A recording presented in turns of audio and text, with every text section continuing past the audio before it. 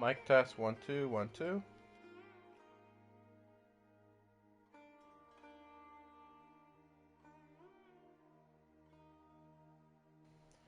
Okay, how does it sound like at this level? Is it really good?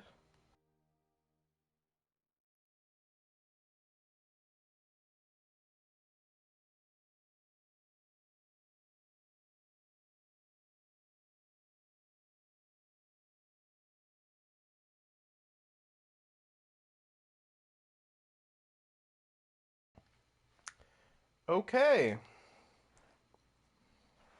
Okay, so we got my mic going good. We got a cat right here. So yeah, last stream was kind of messed up due to the hotel Wi-Fi situation. Really messed up. um, but we're in a good place now. Um, I'm hoping to get to this through the story today and tomorrow. Um, I'm gonna like stay on the path of the main story. Um, because I'm going to be going back to that hotel, and I'm gonna just be I'm just gonna be stuck there for 2 weeks. So I just want to get through the story, and then I'll be playing everything else here. Now, if you didn't see the last mini stream, that's like I think 5-10 minutes. All that I did was I started right here, unlocked that one, and walked over here. I mean, I climbed over. I climbed over, and then I came down from the top down to here. That's all I did. Um, so if you want to see that a little bit, not that I reacted too much to it. Like it looks nice. Um, that's pretty much all I can say. Let me see what you guys are seeing because my TV here. Wait a second. Most humans could have Okay, the okay. entirety of their fleeting lives. My TV is making things look way more vibrant. The colors way more vibrant. So I was just wondering if that's what you guys were thinking, but yeah, it seems like that's not the case. Oh right. Um, not that it matters. I mean, there's not going to be much difference in what you're actually seeing, you know. Um,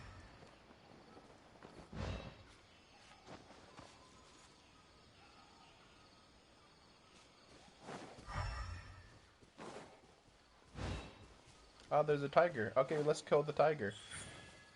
Right here, right now. Look at us mainline the story right here. So this is my team at the moment.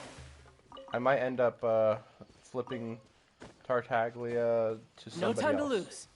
That's pretty much the only thing that might happen. Kind of a secondary DPS, sort of.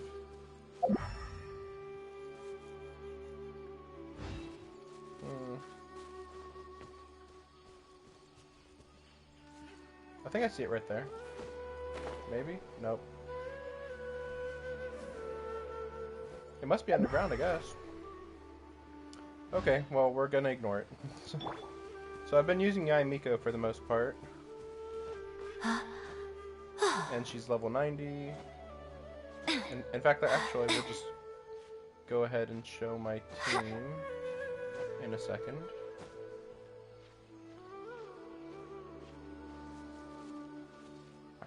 Let's see.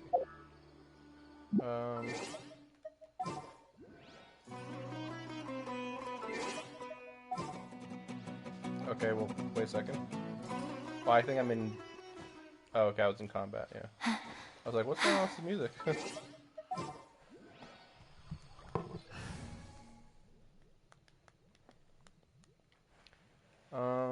Yeah, so 90, 90, 80, 80. Hey, I want a different healer, but I don't have a choice.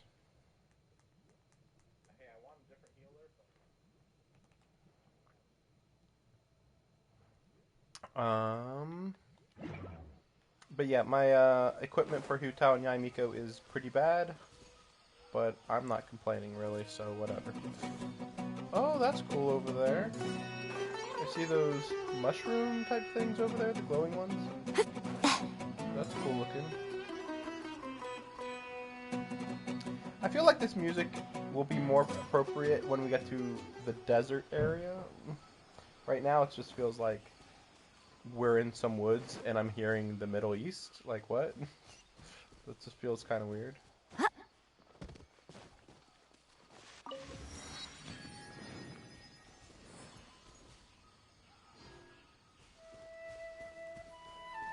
And no, I don't take the main road usually.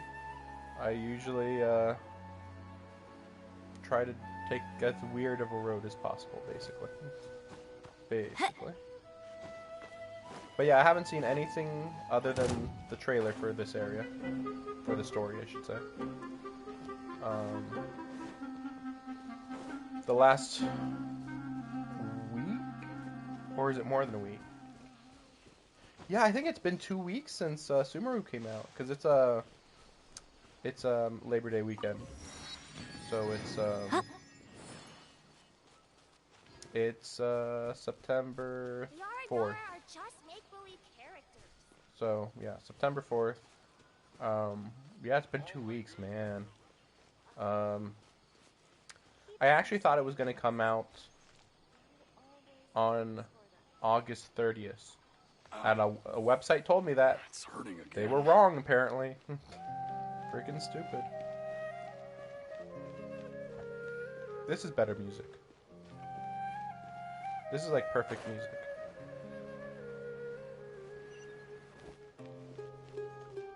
Really gives off the idea of like harmony with nature type of thing.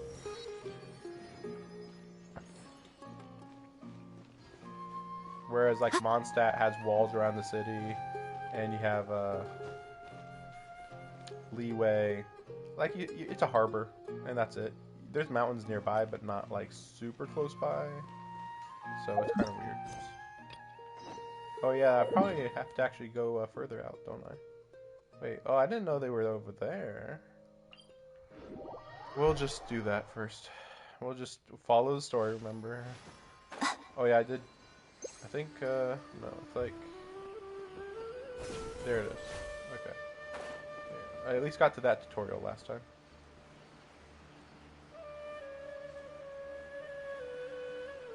Oh right, there was a person that we talked to and then they didn't want to talk to us. And so we're like, how dare you not talk to us? She just walked near that small waterfall and then suddenly vanished.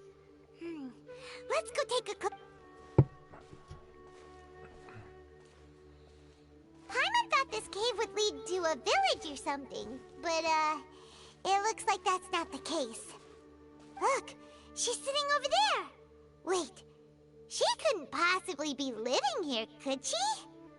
Why are they making a big deal out of this? What should we do now? Do we try asking her for directions again? It looks like she's meditating or something.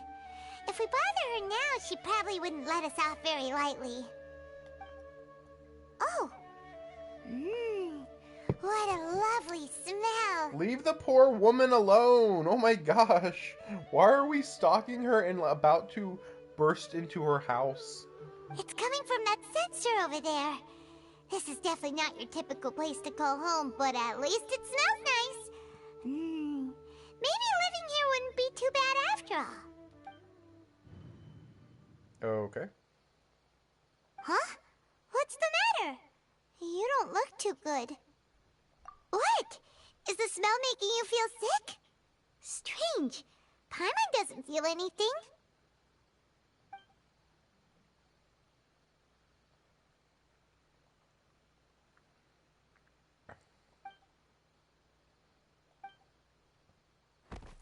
What's happening? Traveler? This is no time for a nap. Good job, Paimon. You killed us.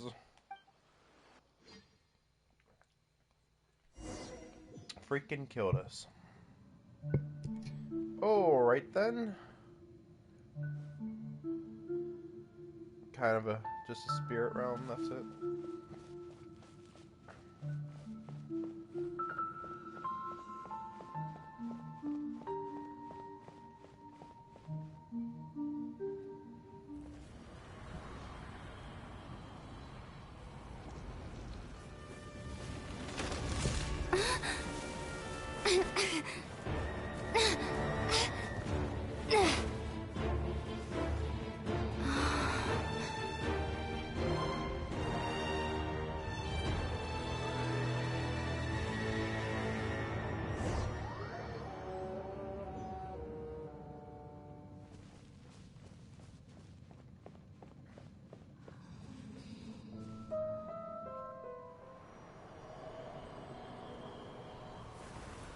The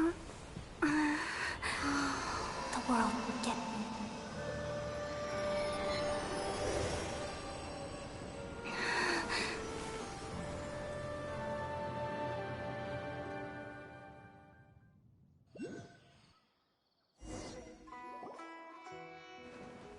Are you sure it's not serious? The Traveler's been out for a long time now. Yes, you can relax. Believe me, Master is extremely knowledgeable. If he says that she's going to be alright, then there's absolutely nothing to worry about. Oh, are you awake now? Oh, thank goodness! Traveler, you're finally awake! Well, we're at... Good question. Where are we? Paimon was in such a panic when you passed out that she even forgot to ask what place this is. This is Gandharvaville. It was originally built by scholars from Sumeru as a place to rest in the rainforest. Now it's mainly used by the forest rangers as a base of operations. My name is Kale. I'm a trainee forest ranger. My master and I found you passed out during our patrol, so we brought you here. Oh, no things are necessary. I didn't do anything, really. By the way, how are you feeling now? Any discomfort? Oh, that's Master's herbal medicine you're tasting. He gave you some while you were unconscious. Before I forget, Master mentioned you should take more medicine once you wake up.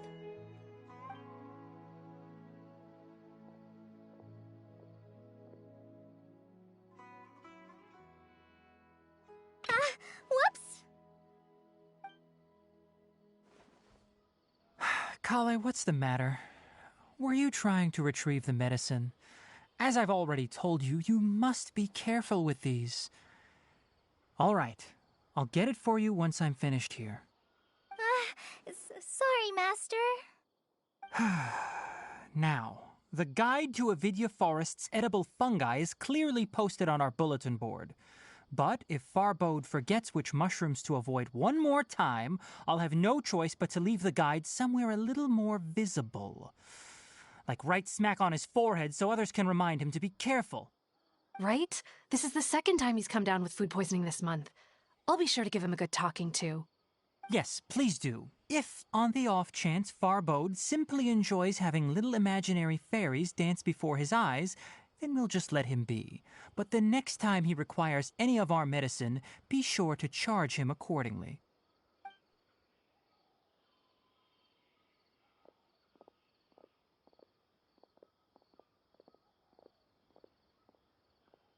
So, how are you doing?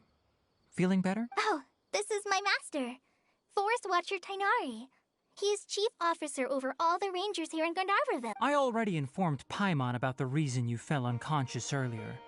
But now that you're awake, it is common practice for Sumeru scholars of certain darshans to dedicate themselves to training and meditation in isolated areas, particularly the nearby forests. While meditating, they use a certain incense known as spirit borneol to help calm their minds as they enter a state of deep rumination. In hopes of asking directions, you two followed a scholar named Hypatia into her cave.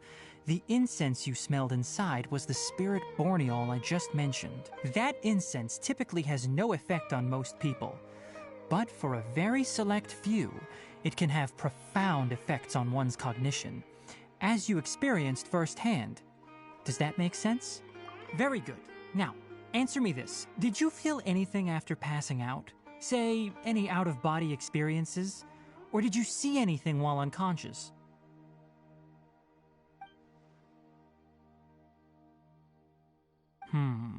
Kale, let the others know to stop bringing their patrol logs here for now. Huh?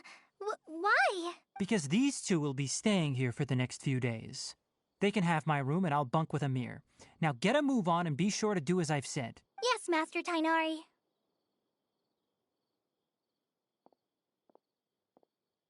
Wait, hold on a second. Can you tell us what's going on? Sure, let me fill you in. I originally planned to send you on your way once you finished your medicine. However, it appears now that you should stay a while longer in Gandharvaville, for further observation while you recuperate. Further observation?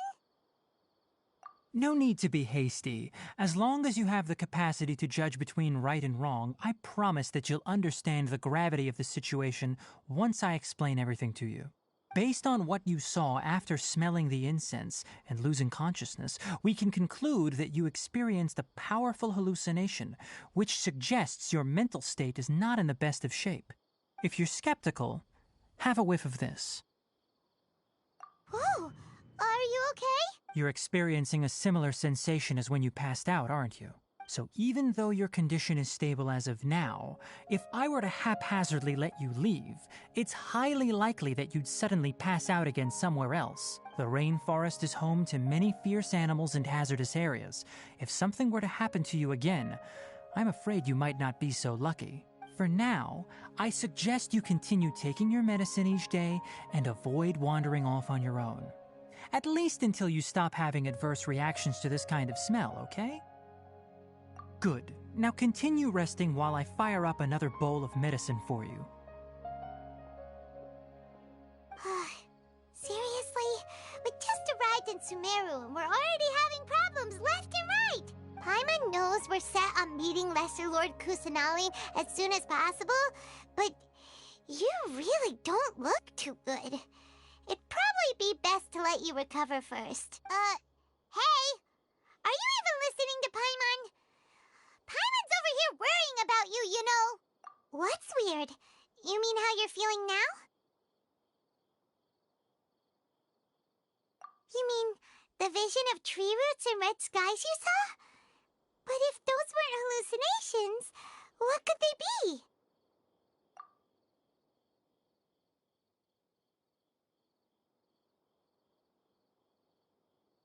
Well, considering how unique you are, Paimon trusts your judgment here. But why didn't you say anything about it to Tainari? If he misjudged your condition, then there's a chance you could get worse, right? Huh? You mean that Tainari already knows that what you saw weren't hallucinations? But if that's the case, why would he try to hide that from us? Oh, Paimon gets it now. That explains why you were so quiet earlier. Well, that settles it then. We'll stay here to rest up and figure out what's going on with your hallucinations. But it seems like asking Tainari might not be an option anymore. What do you think we should do? Good idea. Kale's pretty friendly. We can ask her tomorrow about what she knows regarding the Dendro Archon and customs in Sumeru.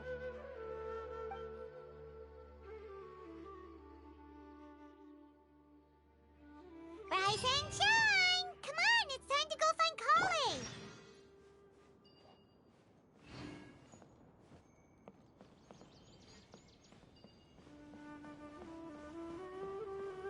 How many Rupeshwa mushrooms do I need to sell before I can buy a property in town?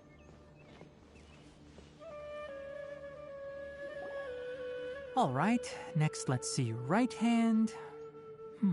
Yes, not bad. But please remember that you still need to be careful. Understand? Yes, I will. By the way, Master, I still haven't received the patrol route for today. Look, Kale, today's patrol will be a long one, so you won't be coming along this time.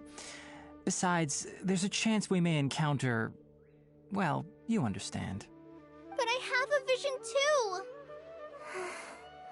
Am I useless to everyone now? Don't Both of talk their like that, voices Kale. feel very This out is of not sync something for you need some to be reason. worrying about right now. Ah, there you are. Feeling any better? Yeah, since we'll be staying here for now, we thought we might as well try lending a hand around here. Seems you're not the type to sit back and take it easy for a while, huh? In that case, perhaps Kale could take you two for a patrol south of Gandharvaville for the day. And if you're feeling up to it, you can be responsible for cleaning the Statue of the Seven. Tainari, we're ready to head out. Roger, I'll be right there. All right, we'll be heading into the forest now. I'll leave any further details to Kale. Yes, you can count on me. So, Kale, what exactly are we going to be doing today? Tainari mentioned cleaning the statue just now, but, that doesn't really sound like the job for a ranger. Well, a forest ranger's responsibilities can be pretty diverse. They handle a variety of tasks, like checking the condition of outlying roads, maintaining forest facilities, ensuring fire prevention standards are met. As for Master, well, he has to handle more dangerous areas of the rainforest. Today we can perform routine checks on the pathway lamps as we make our way to the Statue of the Seven. Paimon, Traveler, this way! You can leave the task of checking the lamps to me. In the meantime, you two can keep an eye out for anything unusual. 5 dusk birds.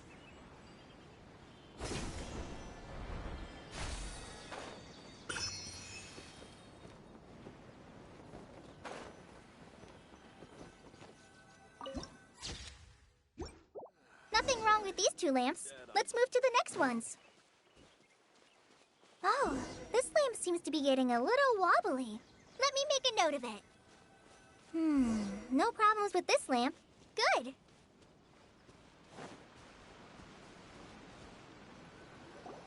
The Statue of the Seven is up on top of that large rock formation. You must have seen it when you came down this road before. It's pretty high up there, isn't it? Don't worry. If you're afraid you can't make it up there, I'm sure Master wouldn't mind if you don't clean the statue. Oh? I guess I'll leave it up to you then. There's not much footing once you reach the statue, so be careful up there. Paimon will fly up with you and help you with those hard-to-reach areas. By the way, Kale, do you know anything about the Dendro Archon? You know, what's she like? That depends. Are you referring to Greater Lord Rukkhadevata or Lesser Lord Kusanali? Huh? Greater Lord Rukkhadevata? Oh, is that the name of the former Dendro Archon? Uh-huh. Greater Lord Rukkhadevata was Sumeru's first Dendro Archon. She created the rainforest as well as the wall of Samiel around the desert. Her works provided a means of peaceful living for everyone. To the people of Sumeru, she's not only a symbol of wisdom, but also of power and kindness. Unfortunately, she disappeared in a great calamity that occurred a few hundred years ago.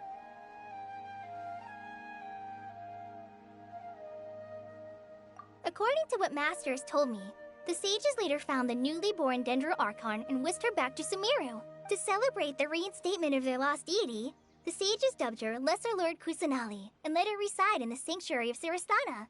Uh-huh. Then what happened? Well, and then... I'm not too sure what happened, to be honest. Huh? You're not too sure? But aren't you from Sumeru? Yeah, I'm from Sumeru. Maybe it's difficult to discuss this topic with strangers. If that's the case, then don't worry, we understand. No, it's not that. I'm not trying to hide something from you. Besides, I don't consider you two strangers. Anyway, you two know Amber, right? Wait, Amber? You mean... Yes, that's her. I once lived in Mondstadt for a while, and she helped me a lot during that time. You could even say that she helped me become a new person. There's no one like Amber. She lives life to the fullest while always adhering to her strong sense of justice. She's ready to answer the call for action at any moment, but is also very understanding of others. She's like the spark that lights the fire in everyone's heart around her. If you ask me, she's a prime example of a true outrider. She's the first person anyone coming to Mondstadt will meet. You can't help but be enthralled by her charm and enthusiasm, causing you to fall in love with the lands of Mondstadt and... sorry.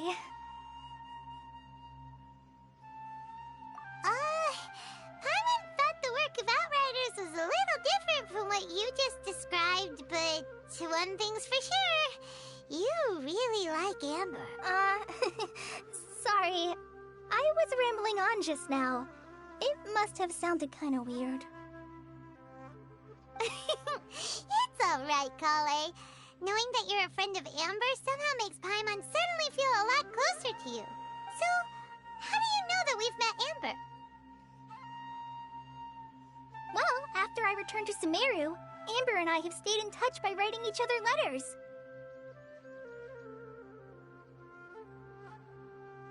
In one letter, she mentioned that Mondstadt was attacked by a fearsome dragon, but the city was saved by a mysterious blonde traveler and their floating companion. I knew you two were the ones she mentioned in the letter the moment I saw you. But, considering everything you've been through that day, I thought it'd be inappropriate to bring it up.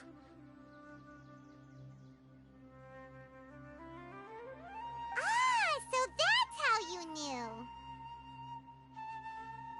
Yep, so please know that you two have my complete trust. Really. I wish I could tell you more about the Ginger Archon, but I have been away from Sumeru for some time, and I haven't read any books. Sorry. That's alright. You've already helped us a lot. We had never even heard of Greater Lord Rukkhadevata or the Sanctuary of Surasthana until you mentioned them. Oh, I'm happy that was helpful. There is one thing I want to ask, though. Why do you two want to know about the Ginger Archon? So that's why you're here. Thank you for telling me your story. Don't mention it. We are friends after all. Alright, we have a statue to clean. You both have my thanks. While you two are up there cleaning, I'll go ahead and inspect the forest canopy.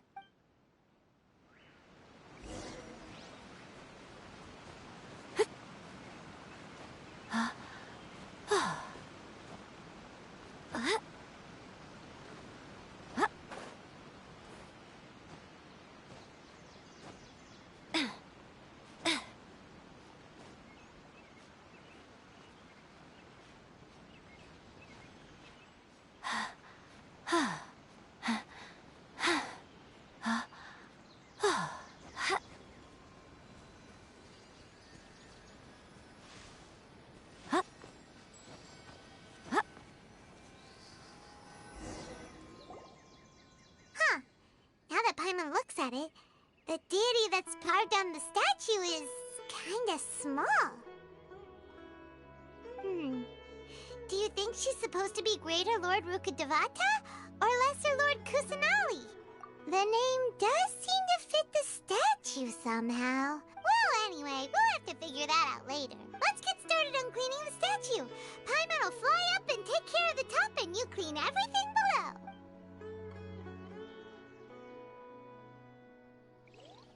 Nice work! That's one clean statue. Let's head down and meet up with Kale. Okay, I see. So I was over there.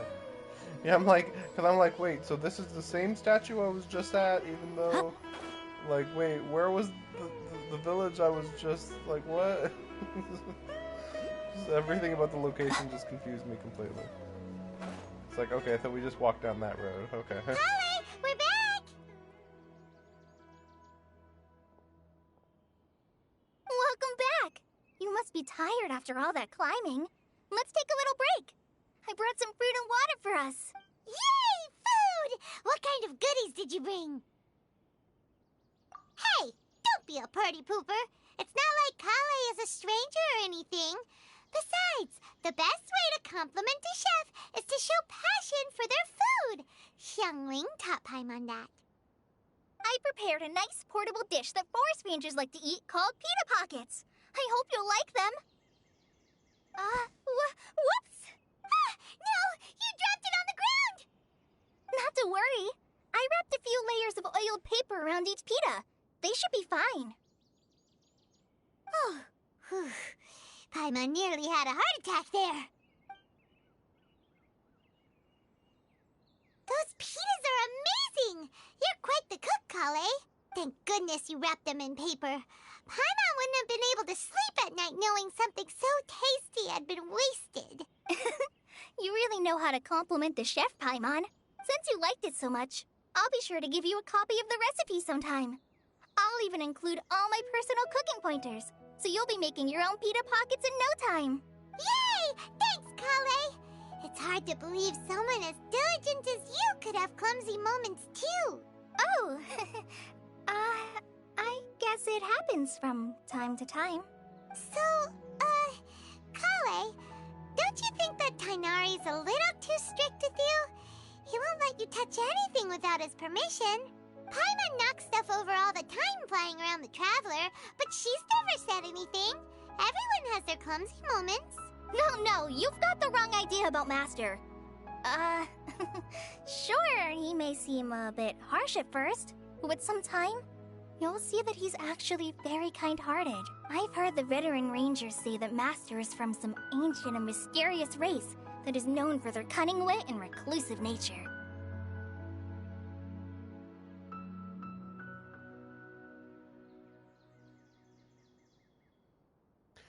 Is this the first time that they're mentioning different races? Because when I first started the game, I was like, oh, what's that race? Oh, what's that race in regards to this race and stuff?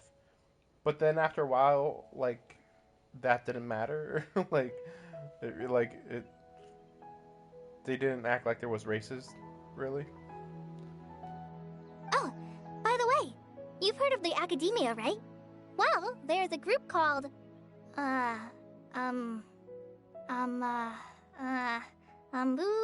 something? Well, anyway, because Master does a lot of research on plants, sages from the Academia have written him many times, inviting him to take up an official position there. But Master declines their offers every time, saying, Sumeru City is too noisy. It'd be bad for my ears. I know, right? I've always wanted to pet them too. Anyway, Master could have easily left the rainforest to take up a position at the Academia, but he chose to stay here instead as a forest watcher, helping the locals every day and passing on his knowledge to trainees. In fact, Master's the one who taught me how to make pita pockets. Really? Paimon would have never guessed that. Oh, speaking of Tainari, he was the one who took care of you after finding you passed out yesterday. He even carried you all the way here. Paimon's still kinda upset, though. He kept scolding Paimon the entire way here. Oh no, I'm sorry. Master might have been overreacting a little. But, it's mostly because Paimon wouldn't stop yelling, Why, oh why? Is she going to die? It probably started to get under Master's skin after a while. Hey! Don't laugh! Paimon was genuinely concerned about you. Hey! Now even Kali's starting to laugh. Ugh, that's it! Paimon won't forget this! It's time for some Paimonial wrath! No! Don't touch me!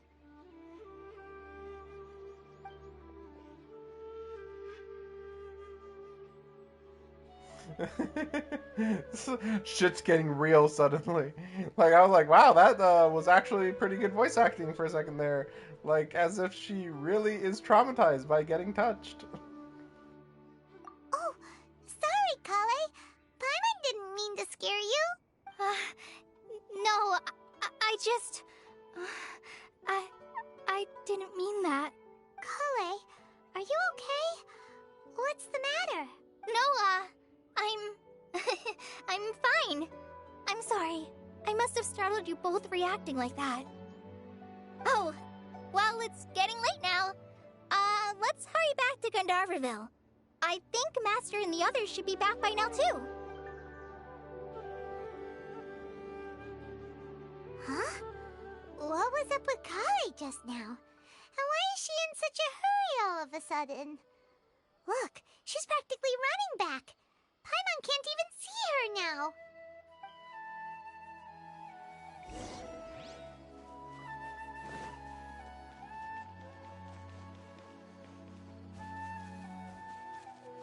Yeah, this music's really good. But when it's just doing that generic Middle Eastern music, it's like, what the heck are they going for playing that music in this forest? I think I'll stay Ah, here. Traveler, you've returned. Yep, we're back. Oh, Kale? Yes, I saw her go into her room just a moment ago. Oh, okay. And yes, I will be skipping dialogue every time it's just pointlessly longer. Sometimes they just have an extra. I've talked about this before, but yeah, sometimes they have like an extra sentence or just several words that's just very unnecessary to the conversation. Oh, she went to her room. Oh, okay. I'll see her tomorrow. Instead, there was like twice as much that was said. Paimon was thinking all night about what happened with Kale, and still can't figure out what the problem might be. Maybe she's in a better mood now. Let's go check on her. Ah, it's you two. I was just about to go look for you. Huh? Tighnari? What are you doing here? Where's Kale? I came to check on Kale's condition. To put it simply, she's not well. You mean she's sick? How could she be... Oh, wait a minute. Could it be because of what Paimon did yesterday? No need to worry. Something as small as you could never harm her. This sickness is something that Kale has been dealing with for some time. Kale has been more excited than usual since you two arrived. A little too much so, to be honest. She hasn't remembered to take care of herself. I suppose it's understandable, though. She hasn't been around anyone she considered a friend for some time now. It must have been refreshing for her to have you two here. So, Tighnari, what's really wrong with Kale? Let's take this conversation elsewhere. Kale just fell asleep after taking her medicine. She needs some peace and quiet.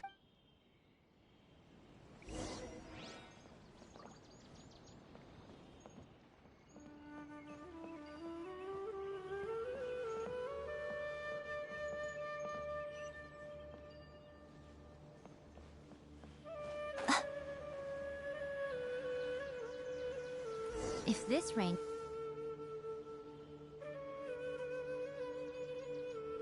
All right, let's continue our conversation here, shall we? To be honest, I hadn't realized that you're that honorary knight from Mondstadt until Kale told me just now. I've also heard all about your deeds in Liyue and Inazuma.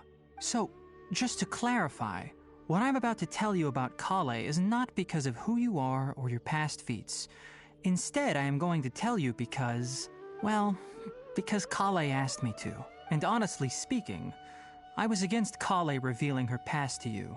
But she insisted, saying you two treated her with sincerity and as a friend. So now she wishes to reciprocate the gesture. So, Tighnari, what exactly is wrong with Kale? Right. Ever since she was a child, she's been afflicted with a disease called Elazar. Elazar?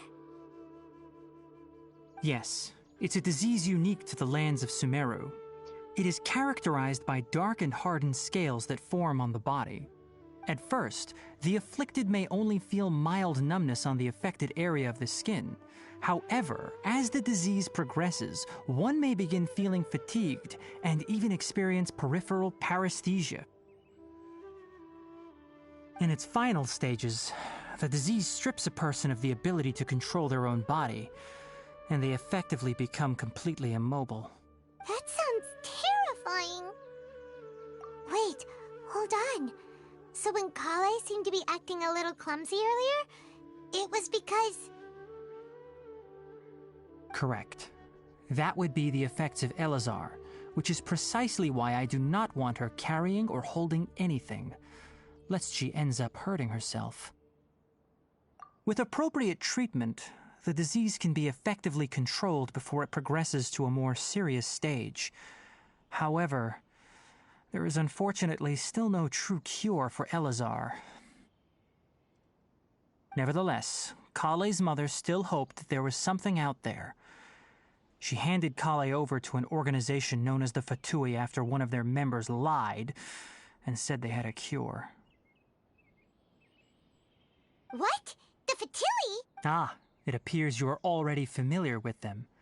That'll save me some explanation. Anyway, the person who eventually rescued Kale and brought her to me for care said that she had been given to a harbinger known as the Doctor. I have no idea how this doctor managed to do it, but her case of Elazar was completely stable for all the years that Kale was with them. However, Kale's days with the Fatui were anything but pleasant. Kale is a resilient individual and always tries to appear cheerful, but her experience with the Fatui has left deep scars. Even now, she can still feel deathly afraid of someone touching her. Oh, Paimon had no idea Kale's been through so much suffering. Oh, by the way, Paimon, Kale wanted me to tell you that she's sorry for scaring you yesterday. She also wanted both of you to know that she's sorry for hiding her illness. She doesn't need to apologize. None of this is her fault at all. Well said. I hope you'll get a chance to tell her that in person the next time you see her. Kale once thought that it would be impossible for her to have any real friendships. I trust that you two will never let my trainee experience such emotional pain again. Don't worry, Tainari. We'll take good care of her.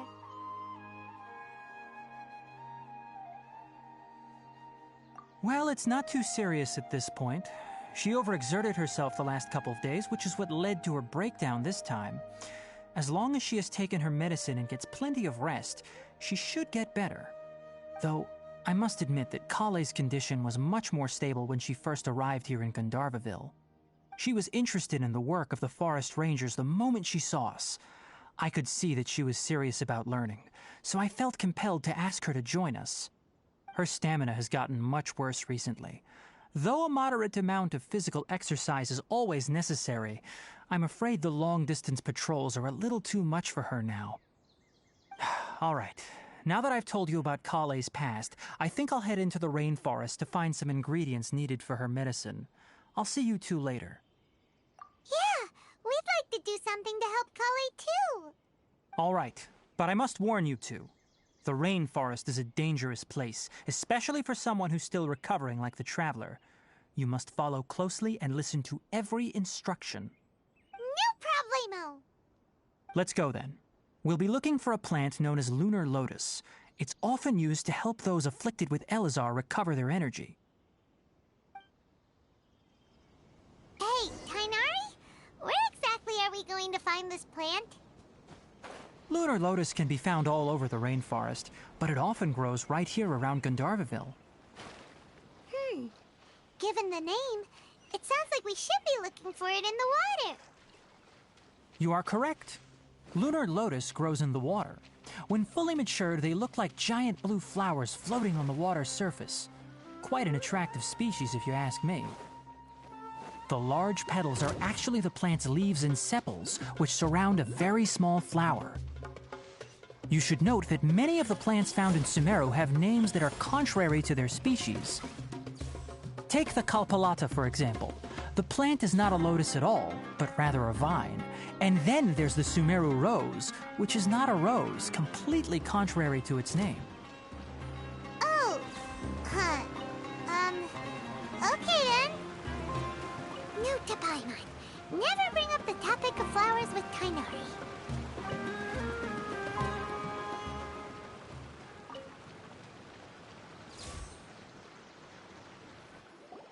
There should be lunar lotuses growing somewhere in... If you could manage to gather 4 of... We'll rendezvous here once you... All right. Hey, Tainari! We found the lotuses you requested. Let me take a look. Good, very good. These are all excellent quality. I'm quite glad you two came along. Your exploration experience helped save me a lot of time here. It seems we even have enough time to stock up on some other things I need. Hey, Tainari! Oh, Tainari! Someone's calling your name. They're dressed like a forest ranger. Ah yes, that's Amir and the others. But didn't they just set off not too long ago? What are they doing back so early? Let's go find out what's going on.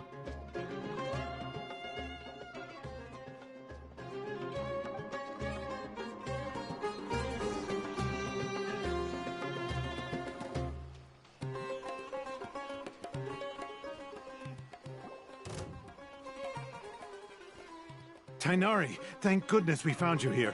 We were just about to head back and find you at Gandharvaville. What's going on? We just discovered a withering zone. The withering is back? But the patrol route you were on should have been already clear just a week ago. It reappeared so quickly. Can you tell me the exact location? It's up ahead, deep in the river valley. It's appeared in a spot that blocks nearly the entire narrow part of the valley area, so we decided to come find you as quickly as possible. And the radius of the contamination? Sorry, I couldn't get a clear enough view to tell. No one in our patrol team had a vision, and it appeared to still be spreading, so we didn't risk getting any closer. Okay, I understand. You made the right decision. I'll go deal with it right away. In the meantime, please guide these two back to Gandharvaville. Wait, Kainari, why don't you let us help you? You two have only just arrived in Sumeru. You're still unfamiliar with many things in these lands. There's a unique type of anomaly that occurs in the Sumeru rainforest. The affected areas not only cause nearby vegetation to wither, but it's also lethal to wildlife and even people. If you don't carry a vision, then you should think twice before approaching such places. Yes, Amir is absolutely right. I wasn't kidding when I said the rainforest is a dangerous place. As Amir said, only someone with a vision, that is, the power to manipulate elements, will be able to resist the withering's corrosive effects for a time. That's right. If any of the forest rangers without a vision come across a withering zone, we first make a record of the location and then have a ranger. Only someone with a vision can venture within a withering zone and find a way to deal with it. But you don't seem to carry a vision. Do visions need to be visible Don't at worry, all times? she may not have a vision, but she's a real pro at using the power of the elements. It seems the rumors about you are true. In that case, all right, you two may accompany me. We typically only teach visitors how to identify the withering as they're about to leave Gandharvaville. We'll make an exception today and show you what it looks like up close.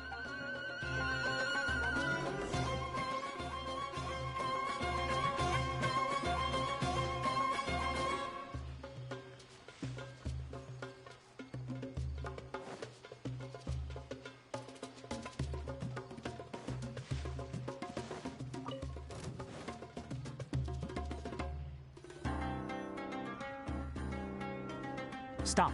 Don't move any further. Look there in the distance. Huh? Where? Oh, look! Those plants have withered! That whole area is kinda gloomy. Even the air looks like it's filled with ash. Oh, Paimon doesn't like the look of this. That is the withering. All right, traveler. We're going to have to enter that withering zone. Once inside, we'll need to look for what we call tumors of the withering. If we eliminate those, then the area will be saved. Thank you. But I must warn you, don't push yourself. This is your first time handling this sort of thing, after all. Even with elemental powers, once you step inside the withering zone, you may experience extreme discomfort. If at any point it becomes too much, return outside the zone and take a breather. It could become a matter of life and death. You ready then? Let's go.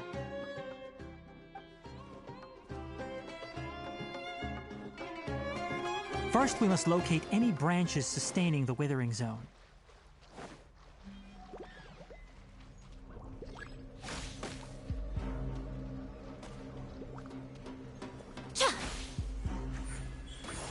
Right here.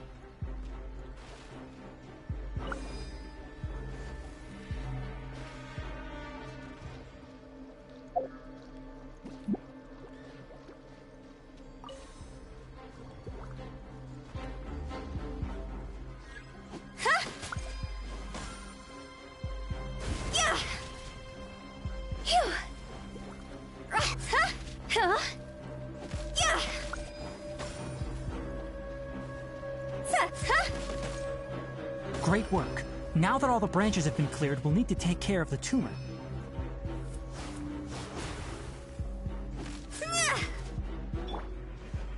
Wind, hear me. Go as one! Show them. Emerge, right now. I'm always watching.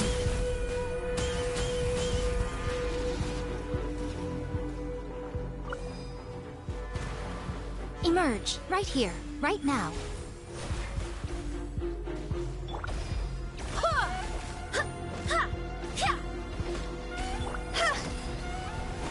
Now, destroy the tumors of the withering. We did it! Everything's returning to normal now! Yes, thanks to you two. We were able to quickly restore this area back to normal. Tainari? You make it sound like we did well, but why does Paimon have the feeling you're worried about something? It's that obvious, huh? Alright, it's like this. Recently, the rate at which the withering zone appears has been increasing. Even though we were able to quickly clear that withering zone, it won't be long before another one appears. If that simply meant more work for me, then that wouldn't be an issue. But it's far more severe than that. The withering is leaving lasting effects on the rainforest itself. For instance, even though we cleared out the withering zone, many of the plants that were affected will not recover. This presents a crisis for the ecosystem itself. Many plants in the rainforest are already in decline, directly impacting the wildlife that depends on those plants. And most disturbingly, as the appearances of withering zones have started to increase, Kale's case of Elazar has also become more serious. Huh? Well, why's that? I'm still not sure of the exact reason. However, I've received word from acquaintances at the academia that similar cases are being reported for patients with other conditions. No, none that we know of. The withering has been recorded in Sumeru for millennia. It's said that it originates from the depths of the world. By the way, have you heard of Irminsul before? Irminsul is a tree located deep beneath the surface. Although it isn't like any tree we know in a biological sense, you can basically think of it as a large tree that grows downwards rather than upwards. I'm sure you've heard of ley lines, right? They're like the roots of Irminsul, spreading and extending from a massive cavern deep underground all the way up to the surface.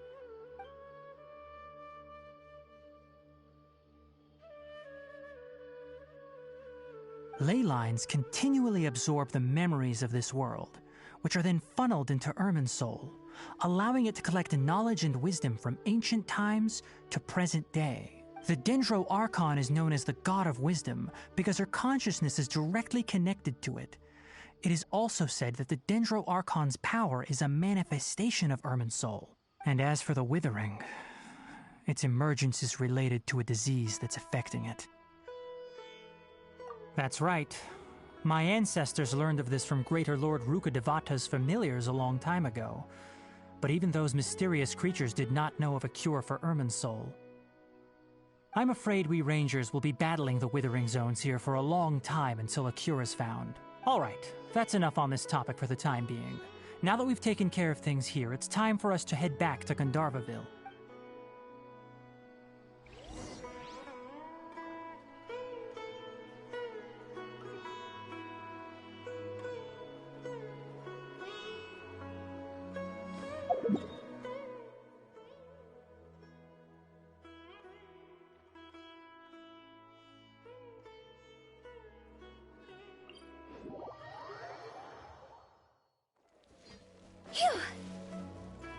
I really don't like that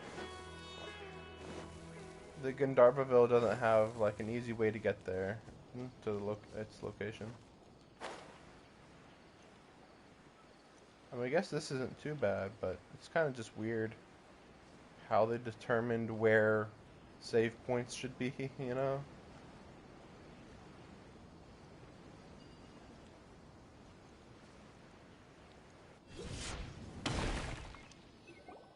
Oh, Tainari, you all made it back. How did it go? The Withering Zone you reported has been taken care of. No need to worry. Huh. Wait, is that? Oh no, Hypatia!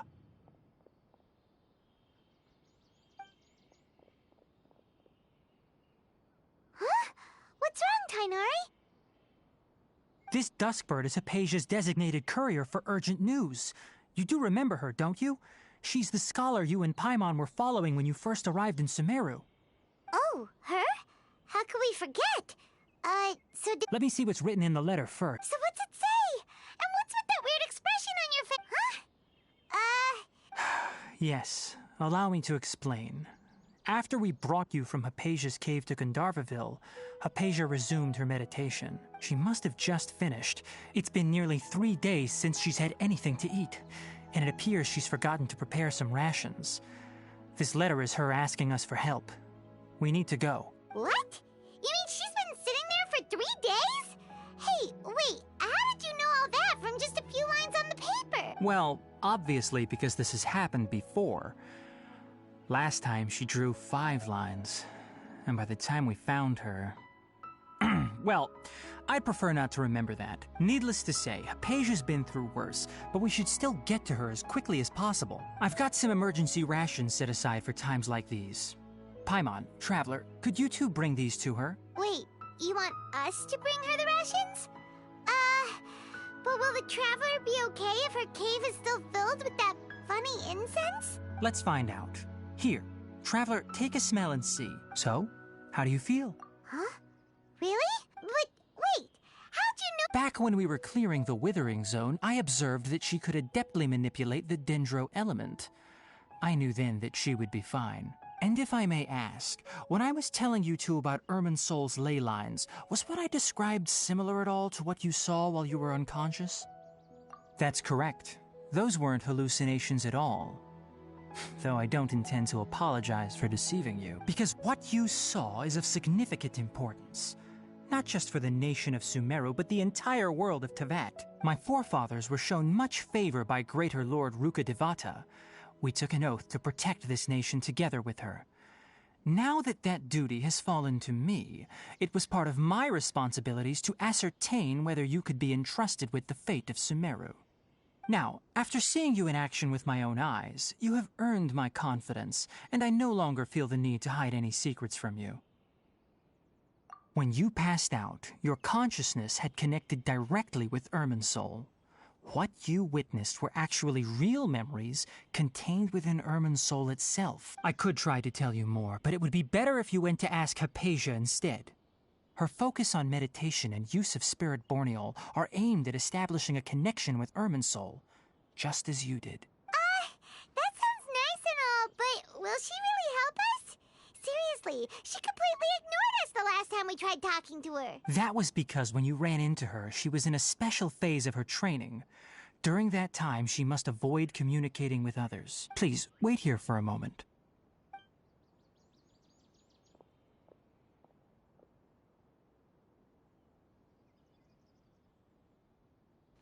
It sounds like some dumb crap. Like, because if she could communicate, she could have just said, "Please leave me alone. I'm in the middle of something important." Instead, she says nothing. Great, thanks.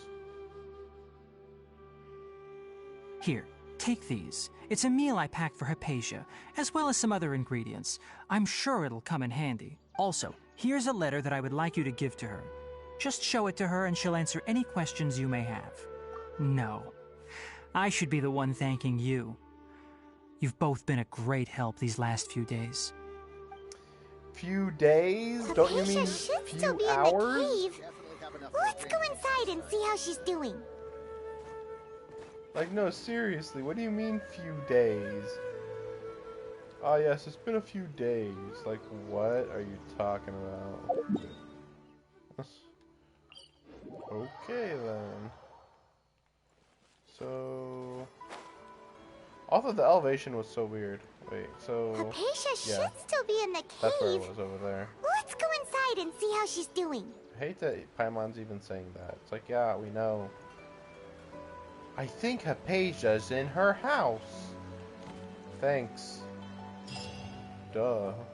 Hello? Maybe she went out to look for some food. Let's try looking around the area.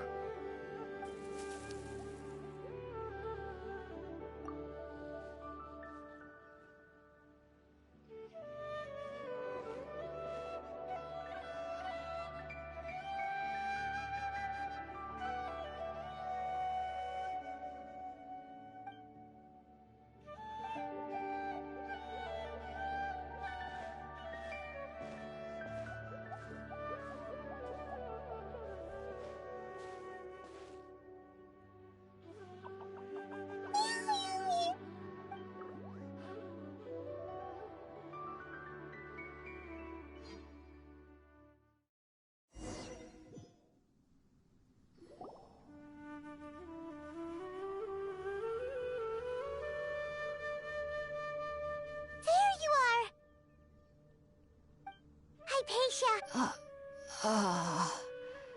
So hungry. There's no way we can get her to eat in her current condition. Let's try finding some water. Huh? Wait. Why does it look super foggy outside all of a sudden? Anyway, let's go look around.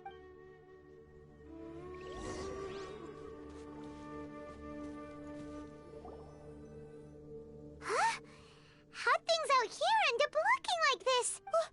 What happened? And where are we? Really? Oh, maybe you're right. Let's go investigate the area.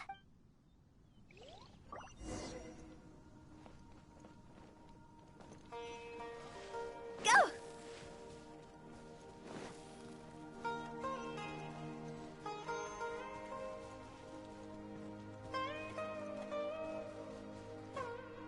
Wow, this place is huge!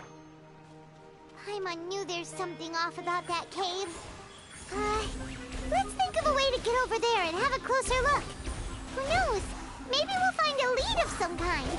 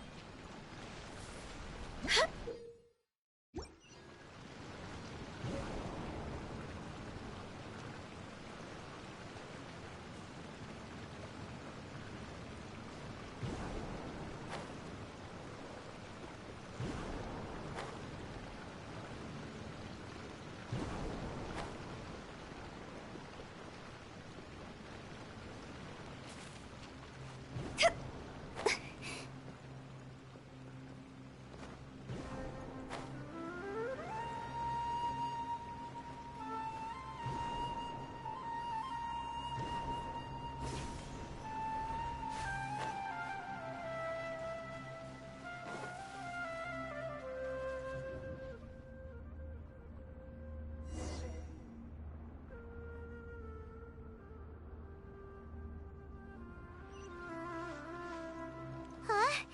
What happened just now? Why'd everything around us suddenly change?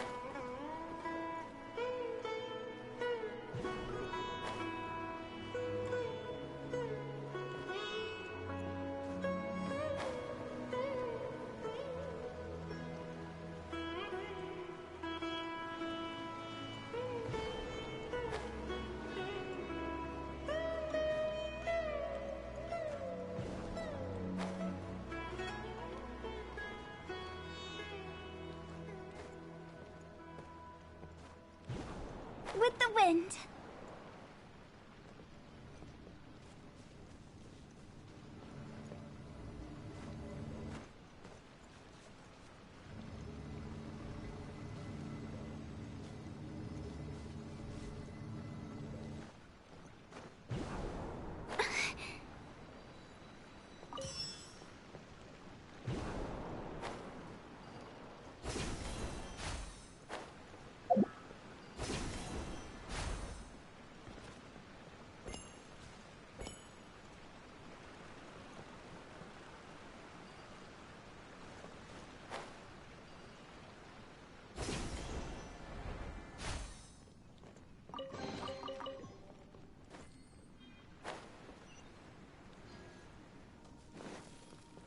Huh?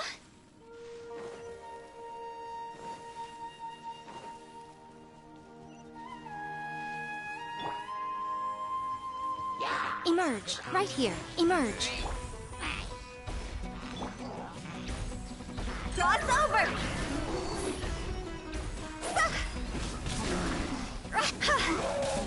Phew.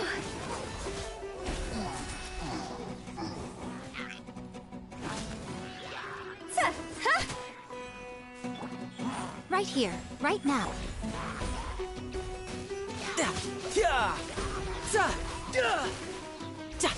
Brace yourself. This is gonna hurt.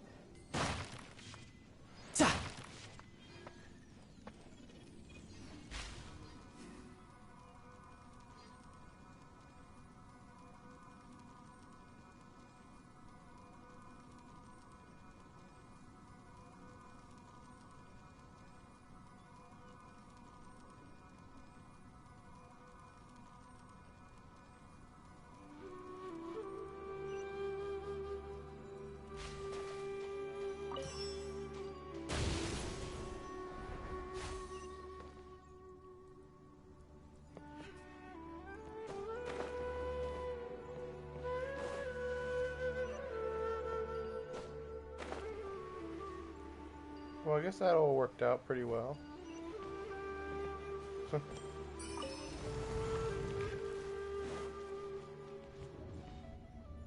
yeah, I still am a little, really confused by these teleport things.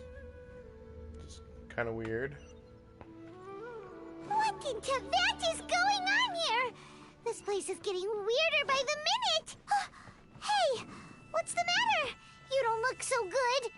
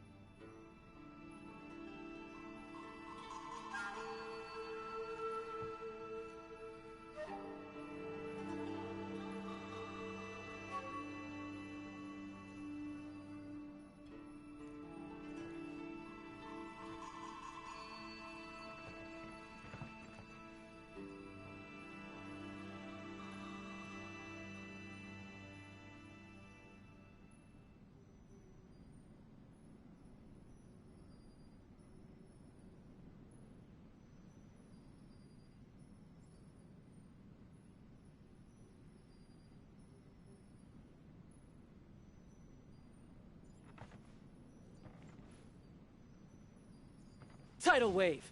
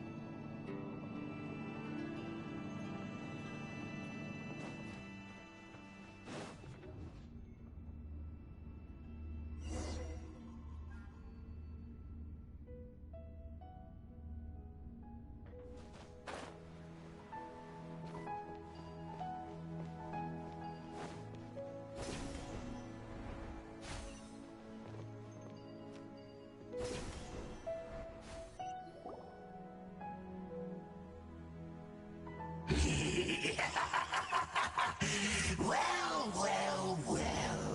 Looks like we meet again, traveler. The Abyss Herald! What are you planning to do in this strange place? Strange place. Plotting. You needn't worry about such things. They don't concern you. Right here. Emerge. Right now. Barbados, guide us. Go as one! Ha! Time to go! Ha! Go! Ha! Yeah! Emerge, right here, right now.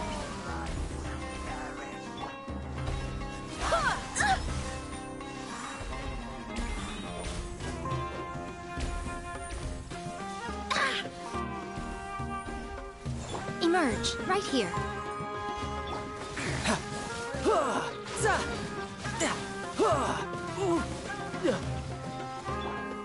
Emerge. A sight to behold. Huh?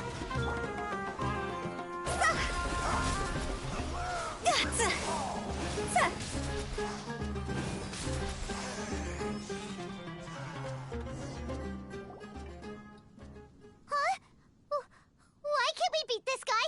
Oh, Paimon doesn't get it! We faced others like him before! What's wrong this time? Traveler, though you may have managed to avert countless crises before, your good fortune was bound to end sooner or later. It's time you realize how weak and powerless you really are. Your brother. Oh, pitiful traveler. Are you really so ignorant? Or are you just living in complete denial? His Highness has long since forsaken you. Your meager existence in his eyes is that of an annoying bug, only to be stepped upon. The bonds of love and family which drive you to find your sibling are utterly gone. Your journey is meaningless. But don't you fret now. Today will be your last. Now die!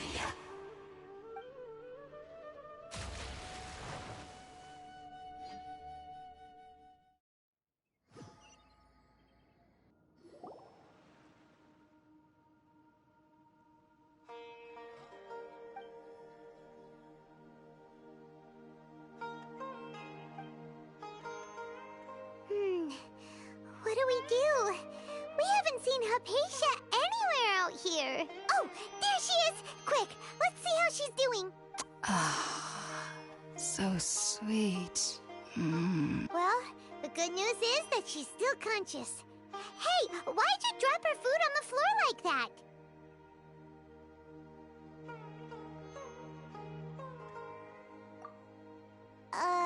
Are you okay? That's really not like you. Anyways, we can talk about this later. We better make sure she's alright first.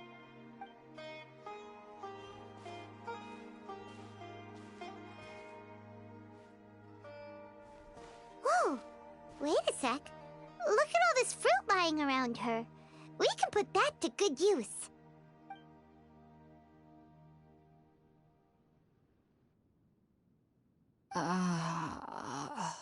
Who is there? Tainari, is that you?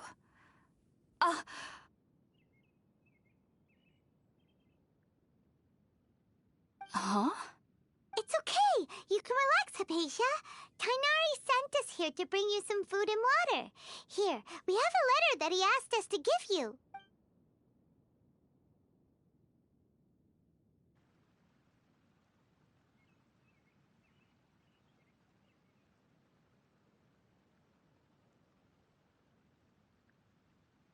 I see. So, you're friends of Tainari. I apologize for all the trouble I've caused you. I'm grateful that you came so quickly to save me. You even brought all this fruit. Well, actually, we didn't bring the fruit. It was already here when we arrived. We were kind of wondering about that, actually. When we found you here, there was all this fruit lying around and even some juice dripping from your lips. How did you end up like this anyway? Oh, really? I seem to understand now. All the fruit was likely from my, neighbor. Must have come by and saw me like this. Your neighbor? You mean there's someone else living nearby? Oh? So you're able to see them too?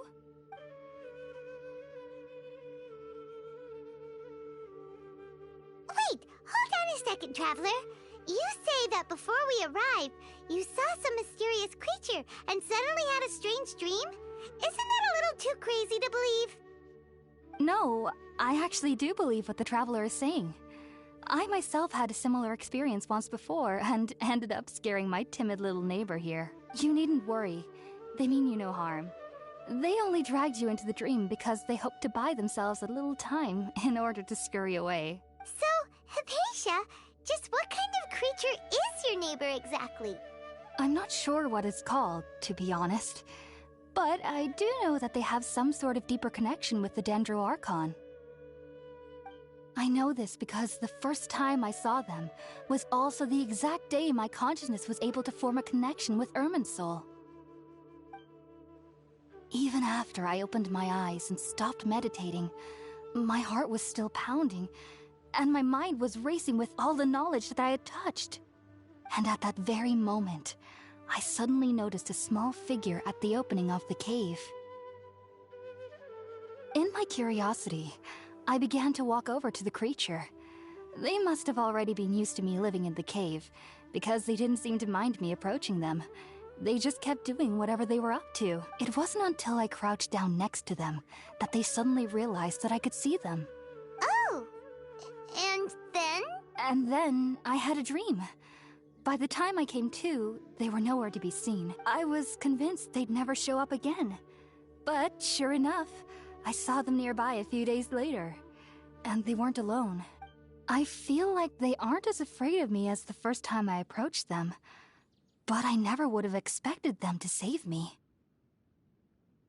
Yes, no doubt about that. By the way, Tighnari mentioned in his letter that you had questions for me regarding Irminsul.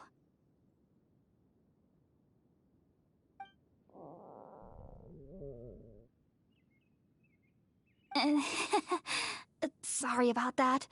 Sounds like just drinking juice still isn't quite enough for my stomach. Well, if somebody hadn't dropped the food earlier... Anyway, looks like we'll need to prepare something ourselves.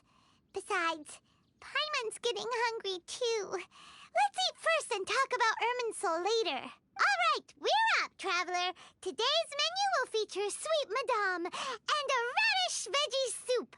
You'll love them, Hypatia. They're our specialties after all. Sounds good. I've never tried any dishes from other nations before. I certainly look forward to it. It's been so long since I've had a decent meal, too. To be honest, the last time had to be when Tighnari came to visit.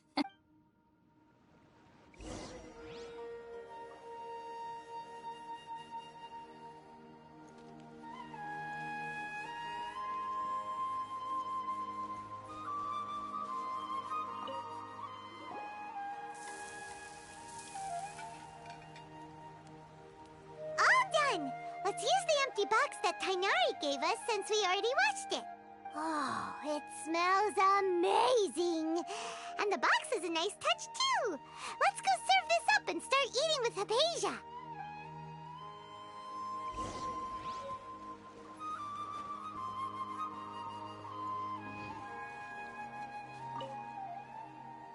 Are you already finished cooking?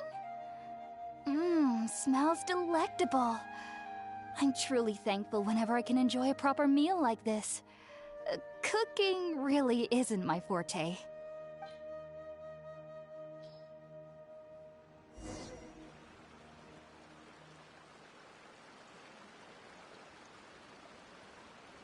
Even though everything you mentioned was in Tighnari's letter, it's still hard to believe you were able to connect with Irminsul immediately after smelling Spiritborn eel for the first time. It took me nearly 3 years before I could do so. And everyone at the Academia even lauded me as a genius. You should know that some researchers spend their entire lives without ever successfully connecting with Irminsul as you have. So why does this incense allow people to connect to Irminsul? The ingredients used to make Spiritborn eel primarily consist of plants created by Greater Lord Rukkhadevata. These special ingredients are conducive to heightening our senses to the Dendro Archon's power. Since the root of the Dendro Archon's power lies within Irminsul, we can occasionally tap into her powers to peer into the depths of the earth.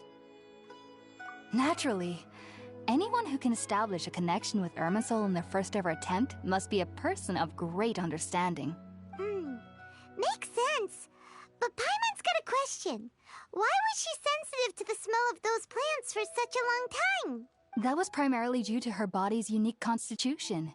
Stimulated by the incense, she could perceive the Dendro Archon's power and experience the sensory overload, hence the adverse reactions. Taking in any scent similar to the ingredients of Spiritborn Ale would cause adverse effects. Not to worry though, it appears you've already fully recovered. Technically, your body should still be sensitive to the powers of the Dendro Archon, but unless you're using intentional meditation techniques, the scent of Spiritborn Ale should no longer trigger such reactions. Whew. Well, that's a relief. I must admit, I am quite envious of your abilities. Even if it meant suffering from pounding headaches for the rest of my life, I'd consider it worthwhile so long as I could connect with Irminsul at will. Whoa! You're really serious about this whole thing, aren't you? I am a researcher after all. As a member of the Ritaoist Darshan at the Academia, my main area of research is the stars and their connection to the fate of living beings. But there is still so much we don't know, especially regarding the mysteries that lie in the starry skies. Which is why I must turn to the all-knowing Irminsul for answers. If only my perception wasn't so limited. Unfortunately, I cannot guarantee that my every attempt to attune with Irminsul will be successful, or that doing so will leave my consciousness intact.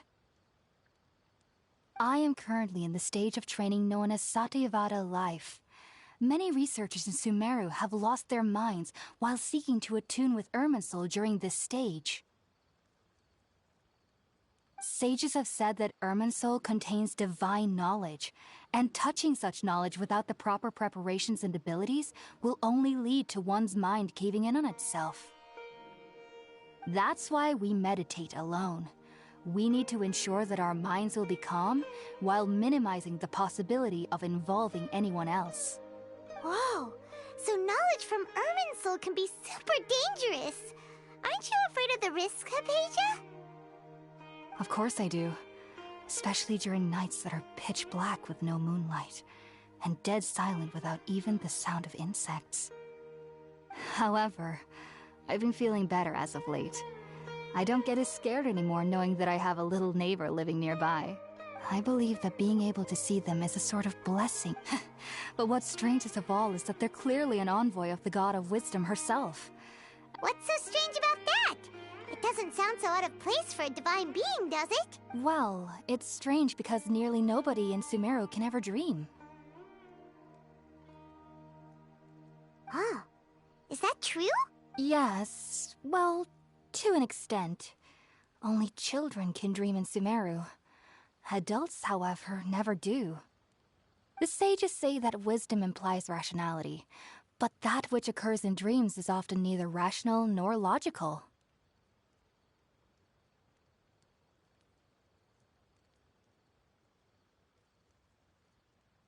Yes, if one struggles with anxieties, those emotions could influence their dreams. The fact that the people of Sumeru do not have dreams is seen as a blessing by the sages. They believe that Greater Lord Rukkhadevata, the God of Wisdom, is keeping us away from the foolish delusions you encounter in your sleep. I was born into a family of scholars in Sumeru City. Ever since I was a child, my parents would always tell me that I'll know I've grown up once I stop dreaming. I studied hard, enrolled as a student in the Academia, and went on to become a researcher.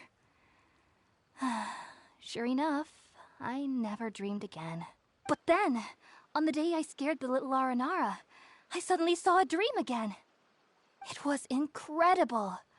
Though I don't exactly remember what I saw, I clearly recall the feeling. I suddenly felt like I was a child again.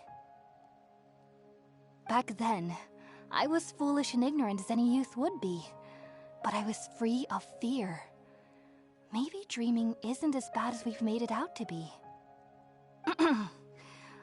Just be sure not to speak of this if you travel to Sumeru City. They'll look at you as if you've lost your mind. So, do you have any thoughts about the things she saw when she connected with Irminsul? Sorry. I'm afraid I don't have any answers as of now. All I can say is that what you saw is a memory contained within Irminsul itself. World forget me. What could that possibly mean? If only I could ascend past Satyavada life and begin Paripurna life. I might have some more answers for you.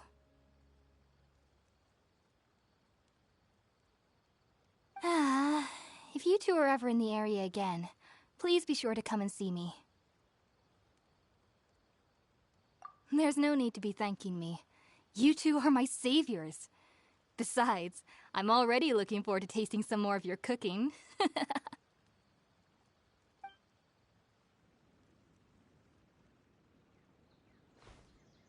Now that we know Hypatia is alright and had the chance to ask her some questions, Paimon thinks it's about time to head back to Gandharvaville. Yeah, that was pretty long. Feeling tired again With the already. wind. I guess it happens.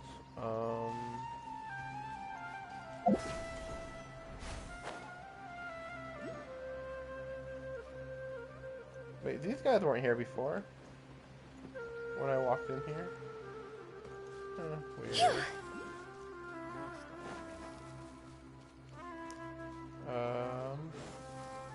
Patrolling the wilderness is so much fun.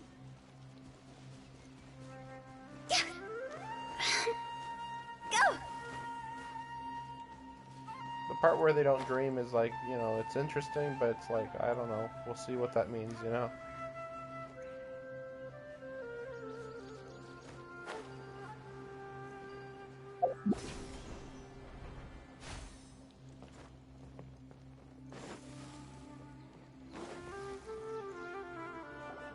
Think about it, Tainari. Refusing to join is tantamount to burying your head in the sand.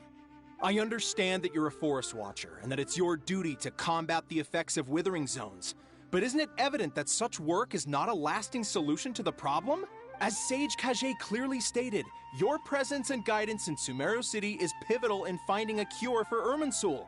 How could you possibly refuse? Keep your emotions in check, Gulam. Let's at least listen to Tainari's reason for declining. We're here to invite him to the Academia, not to cause a scene. Sage Kage, I am truly honored that you came here in person, but I'm afraid I must still decline your invitation. I am merely a forest watcher. How could the great minds of the Haravatat have any need of someone like me? Well, it turns out that your refusal letter had some implications on your master's reputation. He is a renowned sage of the Immorta, after all. So now I've come here in his stead. I see.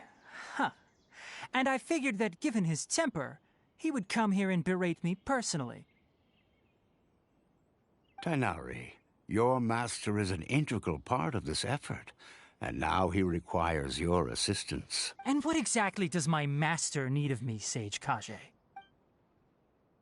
You'll know once you've arrived in Sumeru City, that is. And how long will I be required to stay?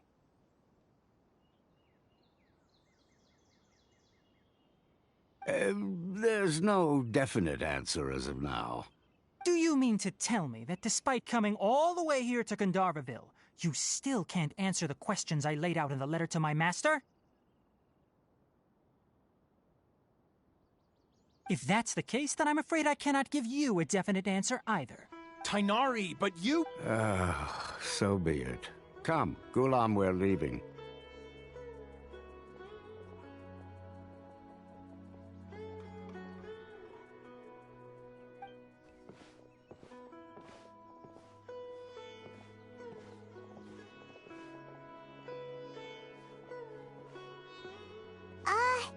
Tainari, what was that all about? It's nothing. Some people from the Academia wanted me to go to Sumeru City to assist them with a project. but I had to refuse on account of all my responsibilities here. But all that can wait. How did things go with Hypatia? It was quite the eventful trip, but the main thing is that she's safe and sound. She answered a bunch of questions for us, too. Very good. Now that the traveler has made a full recovery, there shouldn't be any reason for you to tarry here longer. I assume you will be heading to Sumeru City, correct? That's right! We want to meet Lesser Lord Kusanali and ask her for advice. Do you have any idea on how we can find her? Sorry. I'm afraid I don't have any advice for you there. Well, do you at least know anyone we can try asking in Sumeru City? Let me think. My trips to Sumeru City have been fairly short, and most of my acquaintances are researchers. How about this? I'll write you a letter of introduction that you can give to a researcher I know. He's from the Amurta Darshan and is adept at gathering information. Asking him might prove worthwhile. Also, when you enter Sumeru City, you'll probably end up receiving something like this item here. I'm not sure if it will ever come in handy for you, but maybe you can give it a try. Oh? What is it? It's called an Akasha Terminal. It's a tool produced by the Academia that utilizes the legacy of Greater Lord Rukkhadevata.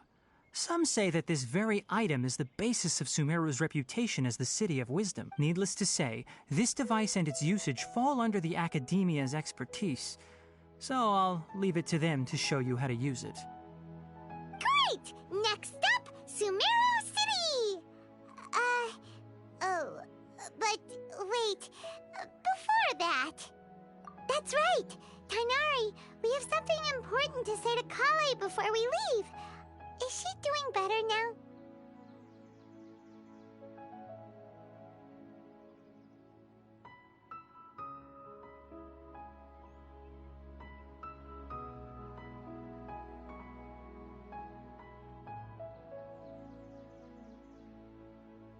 Yes, she's doing much better.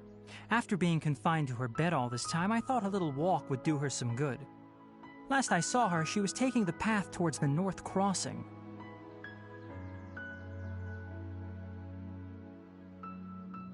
She knew you two would be leaving soon, so she must have wanted to see you off. Thanks, Tainari.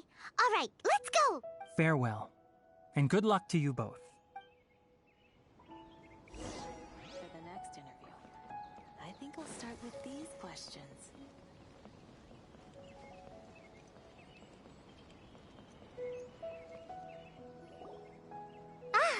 I've been waiting for you two.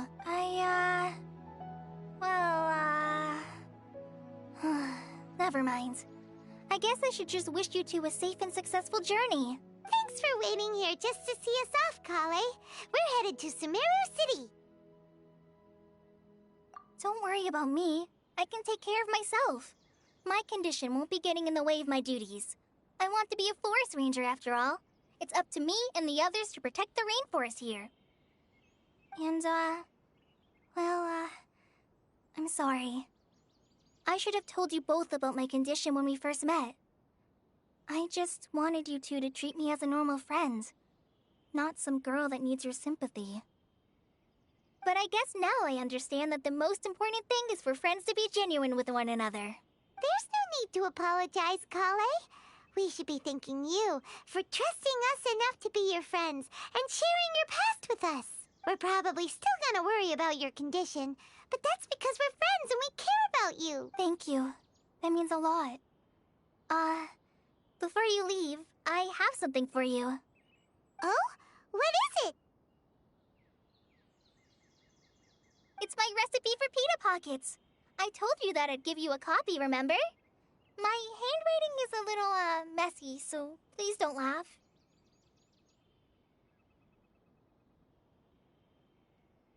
Yay! Thanks, Kale. Now we can eat those scrumptious little pitas whenever and wherever we like. I hope that whenever you eat them, you'll both remember your time here in Gandharvaville. Well then, I, trainee Forest Ranger Kale, bid you both farewell. Please visit Gandharvaville again. The Rangers will always be ready to assist you here.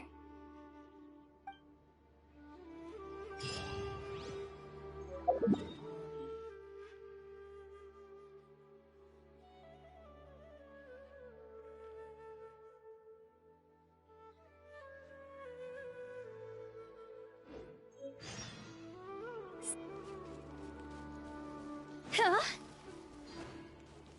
Go!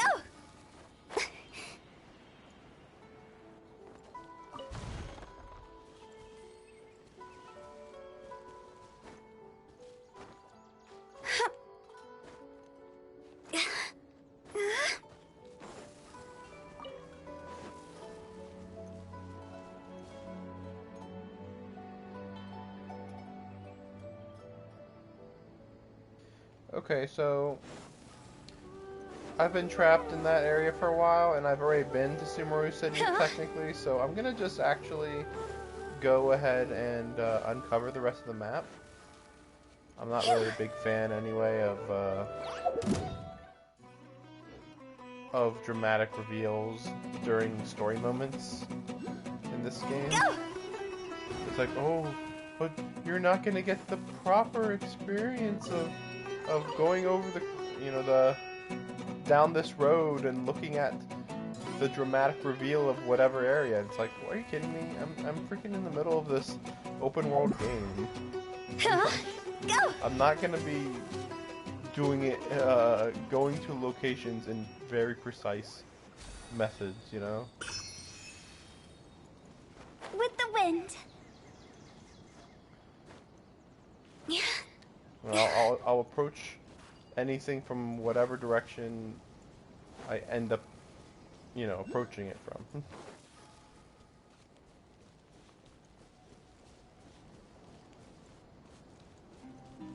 Oh wow, that's big over there. Sheesh. What is that thing above my head right there? Sheesh. That's big.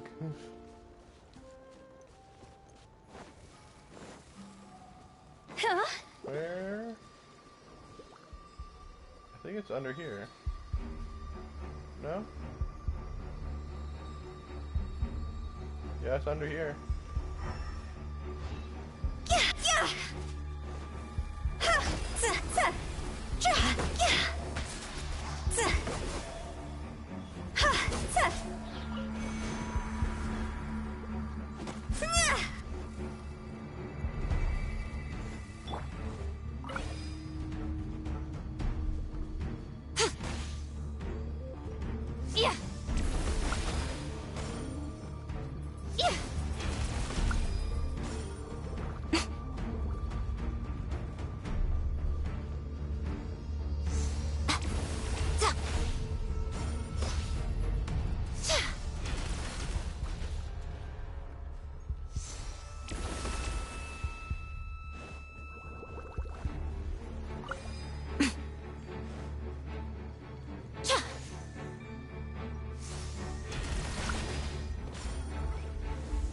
Right here. Right now.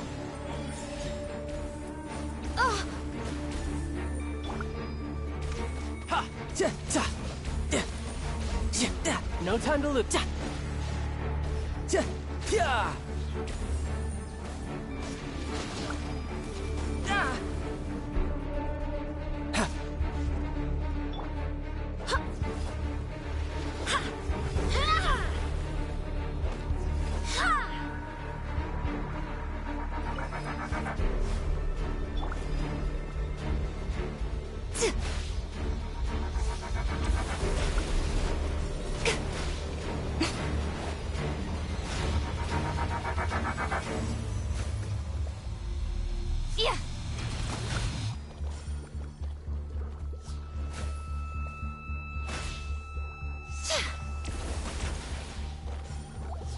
What a nuisance. Emerge. Cross over!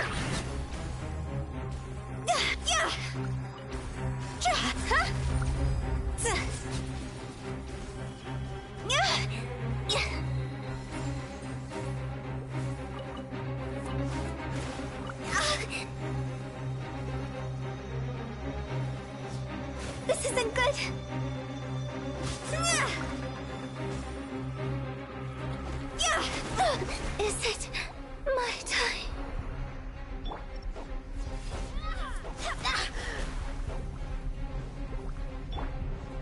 so much for eternity. Are you kidding me? Fucking piece of shit. I can't believe that bullshit. I have no idea what the fuck I did wrong there. Like, I know I don't quite understand the whole game mechanic, but like, you charge up and just keep attacking, right? It was going into the flower, I saw several times. What, like, I mean, I hit it over 3 times. That it went into the flower, I should say. Because I know sometimes it was going into the enemies. I understand why I died, because, you know, whatever. If you're there long enough, you die, whatever. But it's still, like... like, it's really weird also because I was like, what? Oh, the screen's getting a little dark. Just a little dark. Dead.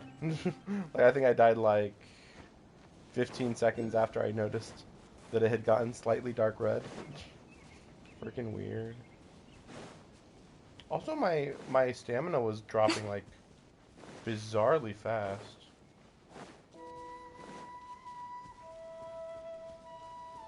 I think I saw this in the trailer.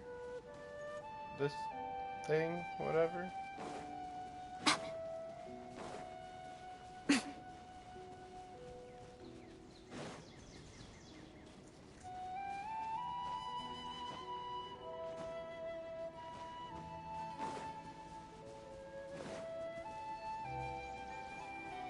Oh, there it is over there. Pretty much where I thought it was going to be.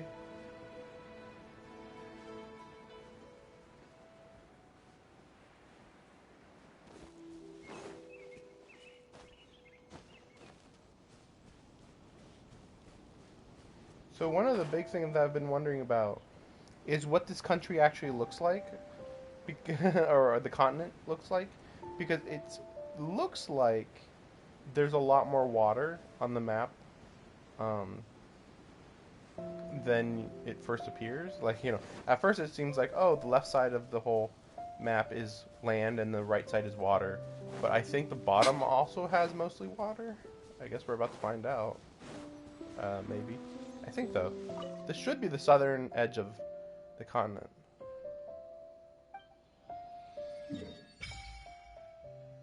Yes. So, yeah, see, like, this is the whole edge of the continent here. It's so weird because it's like, think about that. You have to imagine land and everything below here is water. That's a lot of water. I assume there must be another nation down here at some point. There's no other... Nothing else makes any sense either way. Because, like, okay, here's everything over here. Everything here is going to be Dendro. And then we know that the up here is the ice area. Big ice area up here. I thought the fire area was like over here, but it's a little hard to tell. Because like it also kind of is implied that the water nation could be over here. It's a little hard. It's really hard to tell. It could be fire or water here. It's certainly possible that the water nation is to the south, you know, because there's more water, you know. But it'd be islands. I feel like the water nation being an island nation seems just kind of less interesting. But I suppose it'd have to be at this point. What the heck? What is this here? Oh my gosh, this is awful. It's so far away. Like, you'd have to go here, then fly here, then go there, just to get to that part. Whatever. Anyway. I'm going to get a teleport point here, and then we're going to go left. Interesting. So, I wonder how far south the land goes. So that looks like the port over there. Yeah, I will pick up these when when they're on the way. Because these are just so annoying anyway. You know, with how everywhere they are. Ooh, there's a boat area. Ooh, whoa, that's also funny. Okay. Wait, what? Is this not one of the... Okay, that's something else. I know there's one over there, but whatever. It's pretty obvious anyway. Oh, right there it is. I've never been on a river with my boat before.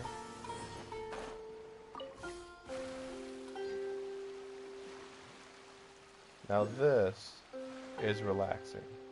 Whenever it was like this, like when you were in your boat in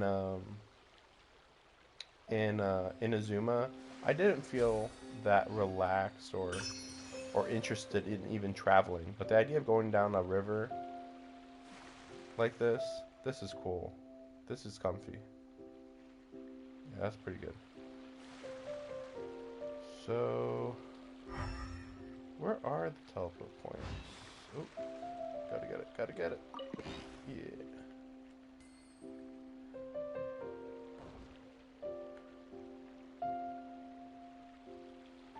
I guess we'll go to land. Should be a little easier. Right here.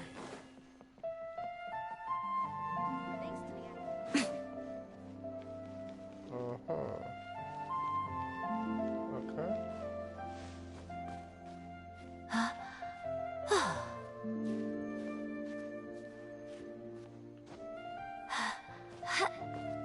Okay.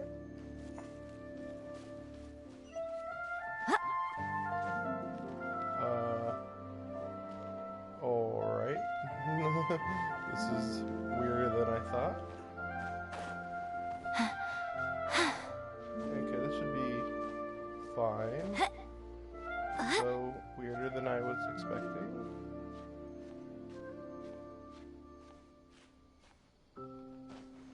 There we go. I'm doing this really weird, aren't I? I don't think I can go further there. Okay, what if... Yeah, inside? Maybe? This must be like the most... I wonder how many people traveled in this area in this way. Like, I probably bypassed a elevator somewhere, probably, right? It's hard to tell. This is how I travel. Yeah. But unfortunately, we're kind of inside a tree here, so it's kind of weird. Wait a second. Mainlining the story right now, can't you tell? Boy. Okay, there's some glitch crap going on. Let's just see what they say over here. I'm going in this house, no big deal, right? Okay.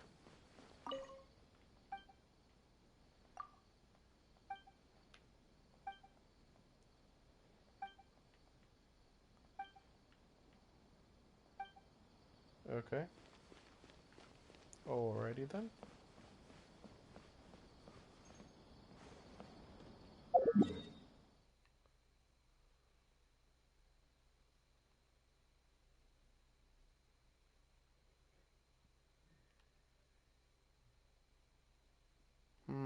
I guess this road would be the best way to get around, but I think I'm going to want to go along the coast. Hopefully it's not too much of a bother.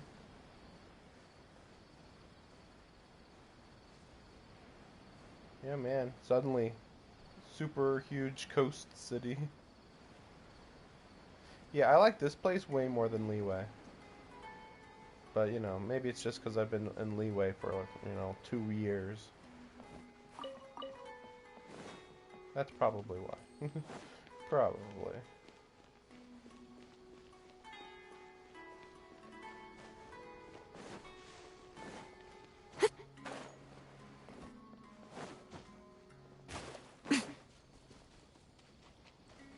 Okay, we're switching to Mona. This is destiny. There's enough water, and honestly, my characters feel slow. I don't know why, but my characters are feeling like really sluggish. I think it's just me, but it's weird.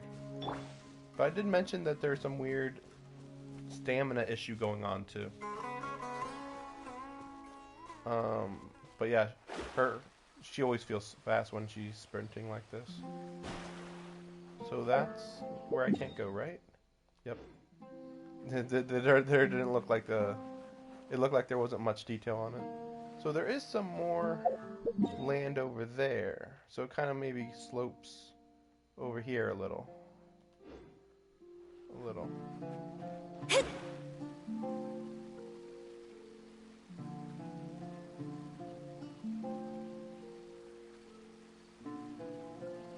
See, it's so much faster.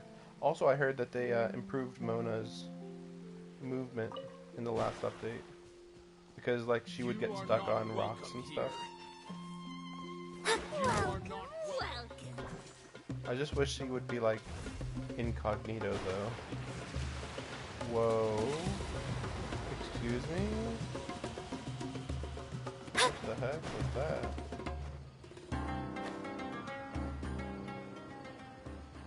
Am I not allowed to go over there? Wait. The map's... Oh, no, okay, I am. Yeah, I was, like, confused about how the map was working. Right, so that's... I assume that's this. I assume. Wait, so... With rain this heavy, not only are the stars clouded, so too is my scryglass hazy. Oh no, there it is up there, actually. The temple up there. Okay, this looks like this is gonna get me in trouble a little.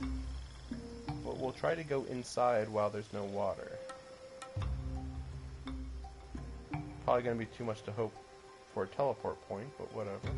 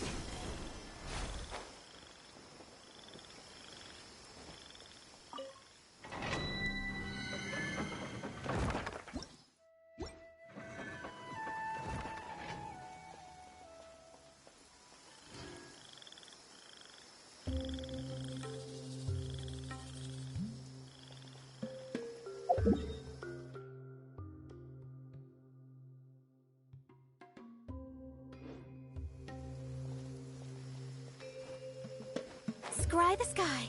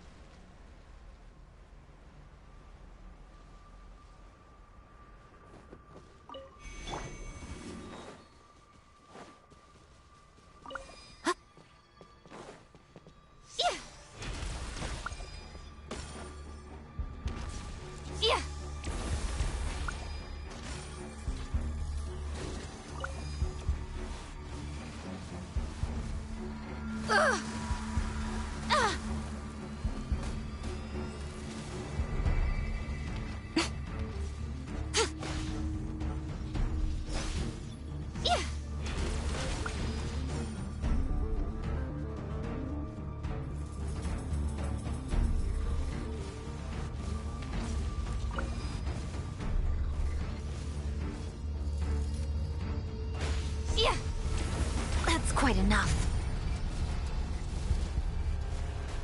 What a dreadful ending.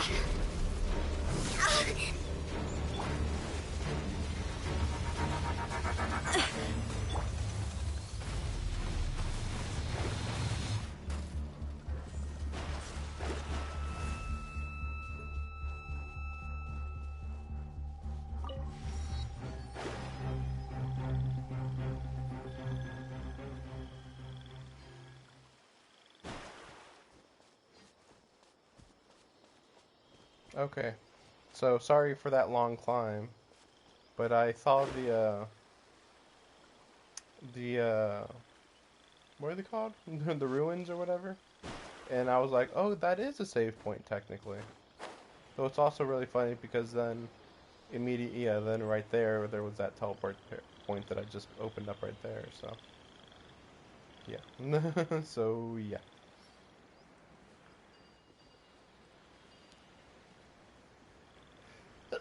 I forgot that's not that's not one of those. Yeah, see, my stamina's like regenerating really slowly.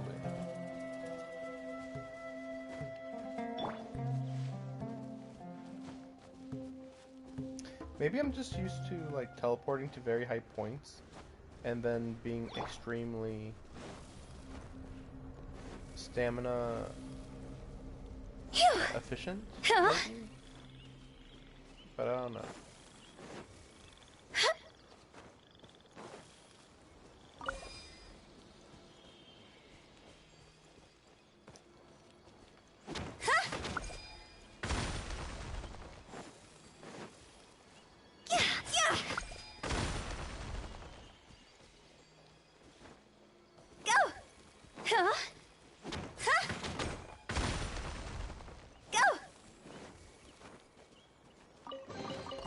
Jackpot. But yeah, I guess we won't be going to the sand area.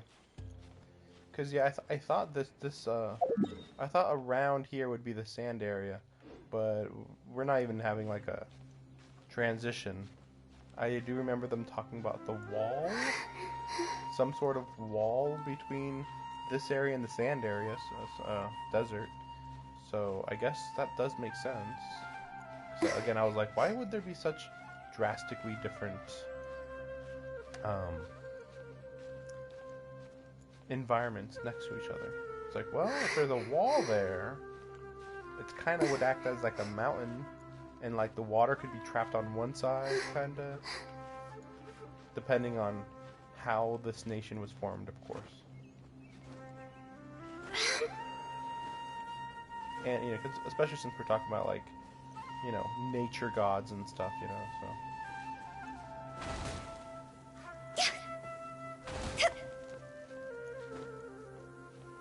Is that hurting me or healing me? Nothing, I guess. Nothing. It was doing nothing, I guess. I don't know. Man, it's so bright. Yeah, you can even tell on my face how brightly green that was suddenly.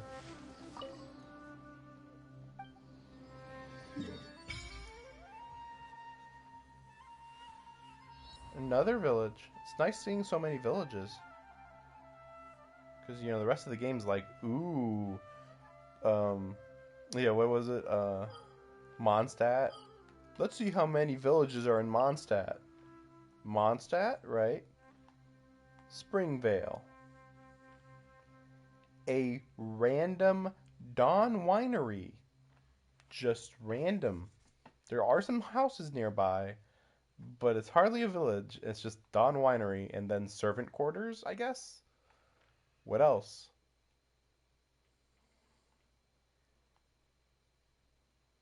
Does this count? It's a fucking monster den or two. And then, oh yes, the inhospitable mountain range, of course. So I guess they kind of have this village. So they have a big city, and then one village, and then some, I don't know what you call these, outposts or something. Like, it's freaking weird. And even if you include Leeway, okay, Leeway, an inn. This fairly big village, admittedly.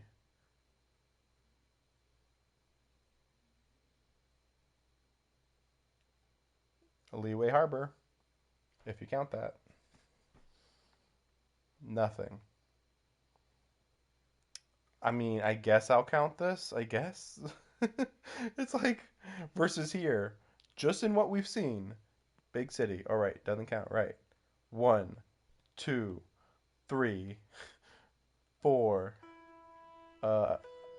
5, I think. I believe that's a city.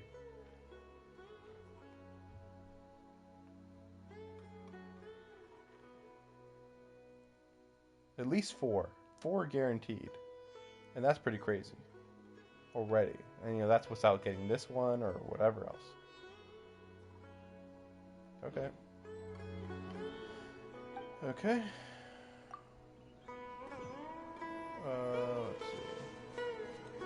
Yeah, there's the desert area. Exactly where I expected it to be. I assume that the western edge of the map is going to be impassable, basically. Basically the same way it was in Zelda Breath of the Wild. Although there is a lot more mountain range over there than I would have expected. That's making me think that that's just like this whole area's just been infected with the withering, and that's it. That's all there is to it. Like, oh, that's the withering zone. That's how bad the withering can get if it you know, gets too bad or something. That's my guess at least. Oh, wait, was I near a village? Yeah.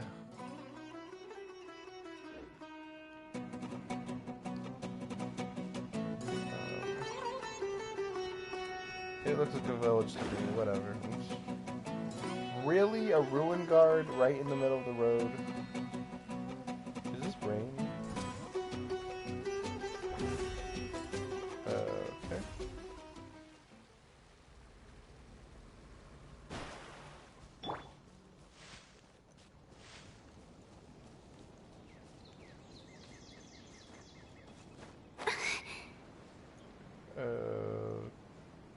Okay. I guess there's an underground area? Or portion or whatever?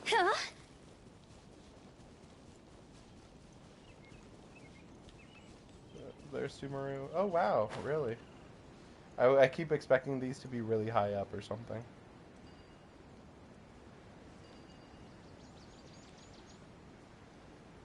Oh, that's a... Okay, well, we haven't seen the map on this part. Oh no. I'll remember that. See, this is what I'm talking about. What the heck? How did I lose so much stamina?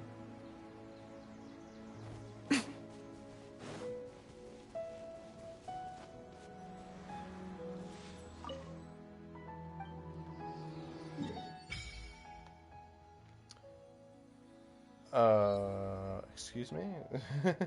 What? And they have like a tiny region of desert. Tiny region. That's kind of funny. Yeah, same thing here. Weird.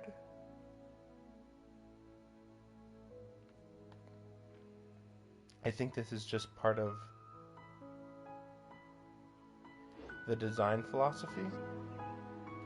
Like like that's gonna be part of the Statue of the Seven area over there, but they don't want to include it for some reason. What the heck is this thing? Is this an enemy? Oh yes, I know this one. Okay, right. Well, no, maybe not. Maybe not. Okay, I guess not. Okay, well, whatever. We can fight it. It's fine. Right now.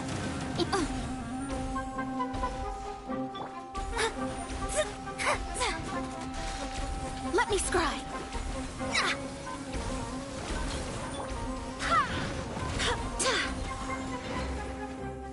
Come on out. Right here. Emerge.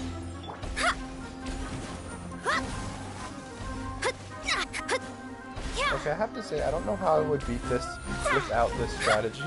Without Yaimiko hitting from long distance. Go as one. Right now. Right here. Unless I can't hit her. Well, yeah, I guess I can kind of hit it with Hu-Tao. It's just weird. I'm like kind of just clipping its tail. It's really weird.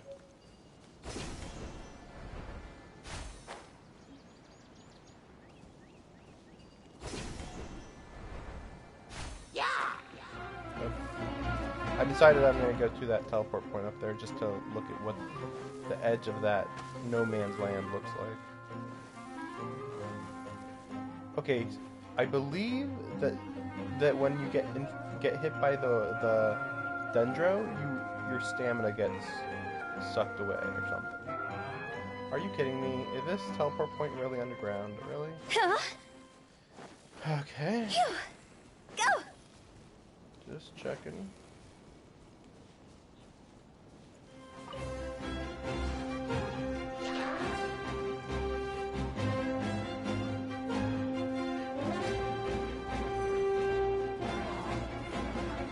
With the wind.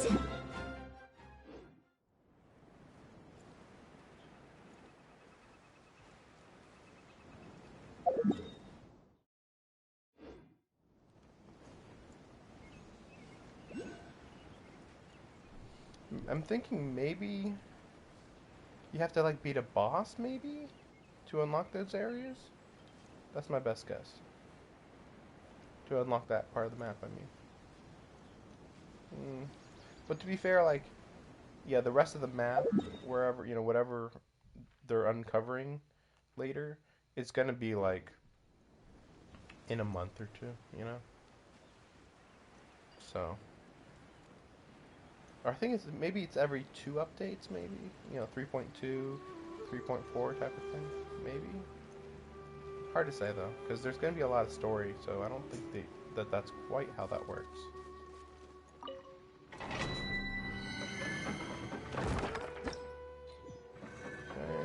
Just unlocking the teleport point. Okay, maybe I should teleport from here. I might as well. I'll just go through the city real quick and unlock the one of these higher points. That's up there. like get a good view of the Norse, and then maybe I can like glide over there, you know?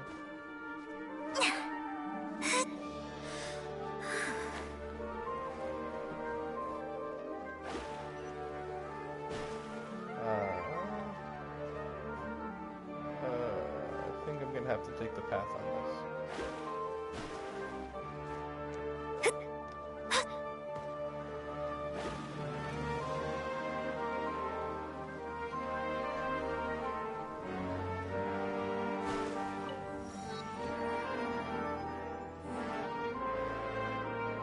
It's really interesting how the chasm really blends in with the environment.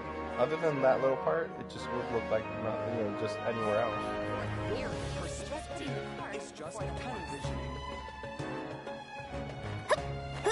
Man, it's so loud all of a sudden. It's like, we're in the city! Raise the volume! I'm like, sheesh, guys. Very unnecessary. Okay, maybe I can learn what this thing does.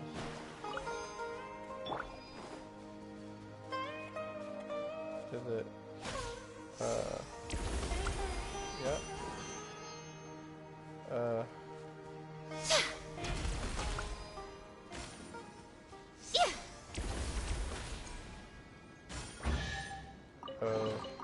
Don't tell me that's everything. Yeah, no kidding. Like, what? Is that it? That's what the puzzle is? I thought it was gonna be transport. Like, it would be like a... you know, kind of teleport you or transport you, you know? Okay.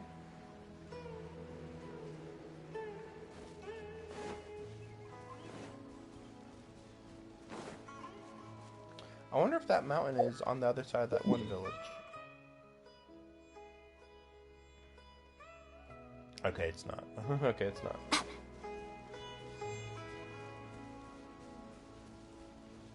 Man, seeing this type of thing, it's just like, I don't want to even deal with that crap. Are these good animals? Are they peaceful? I guess they're peaceful enough. Guess.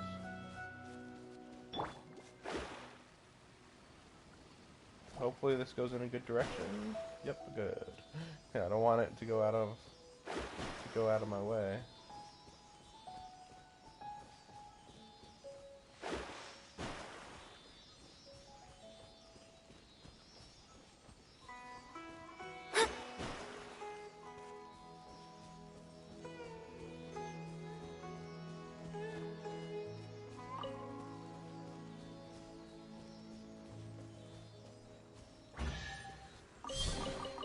Well, you could do with some more fortune.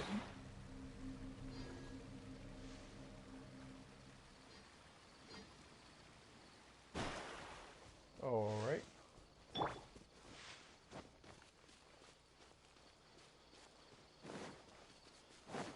Alright. I'm not gonna say no to that. Sounds good to me.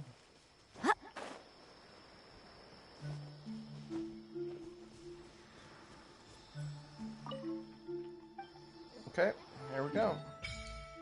Then we have Sumeru, Palace of Alcazarzara. Arcarazara. Electro Regivine, right?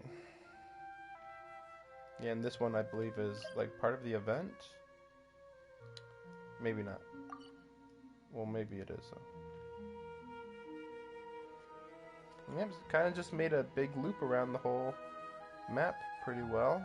I mean, it didn't go everywhere, of course, but got a good feel for what this looks like.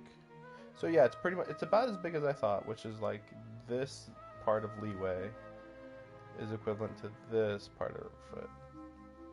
But it's weird because it looks like there's going to be more Sumeru than Leeway for sure. Even if you count this, and this, and this, and this. Or even including the water, I guess. Because, like, this whole part's going to be Sumeru over here, which is considerable. and presumably the rest of this land down here, presumably. And then definitely up here a little. Maybe. I wonder how far north we're going to go. Yeah, that's hard to say. That is hard to say. Oh, yeah, maybe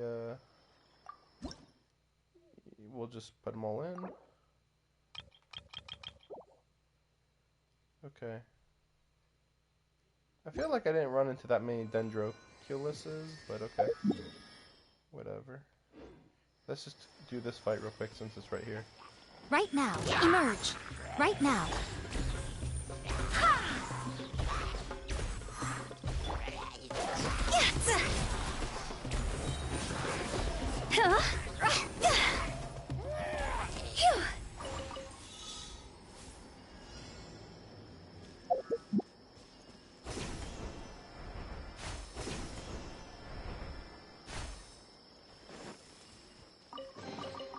Oh, what a cute treasure coffin. Well, that was quite easy.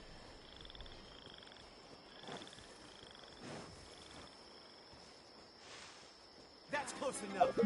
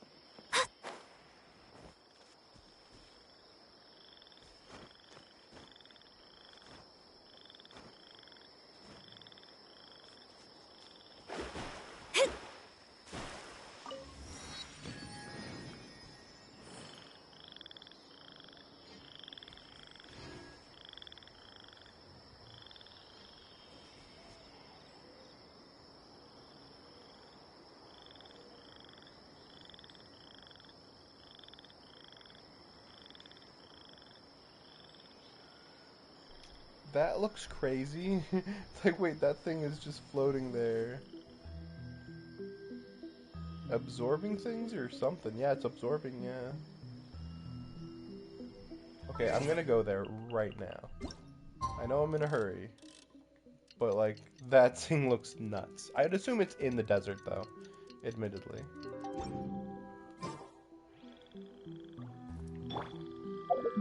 I want to see how far I can get, though. I would assume it's right here-ish. We'll try... Yeah, there it is. Yeah, I guess I just barely missed seeing it. Just barely.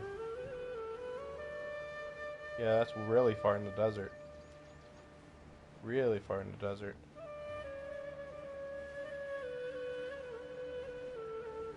I really wonder what that's for. Like, what? What could that be for? Like, sucking up excessive sand or something? Or is it, like, for, like, mining? They're mining the sand in the desert? I don't know. It looks sinister, I'll give it that. It's one of those things where it looks cool, but, like, I feel like you're gonna resolve it and then it's gonna stop looking like that, so then it's gonna stop looking cool, you know? So that kind of sucks. Okay.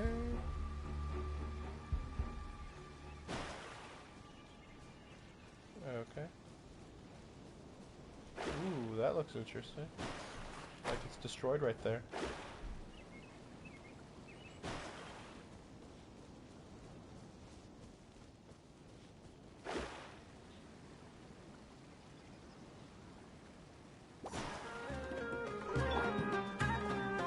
Right here. Emerge.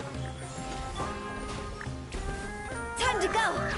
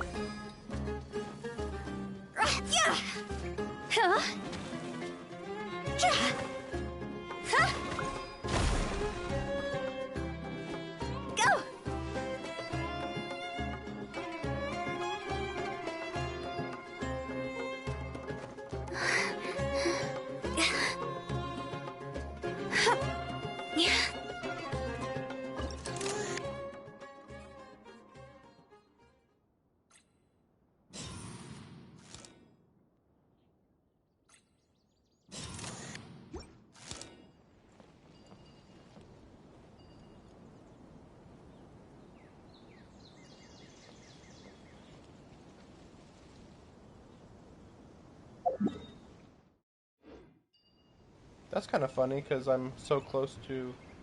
Wait.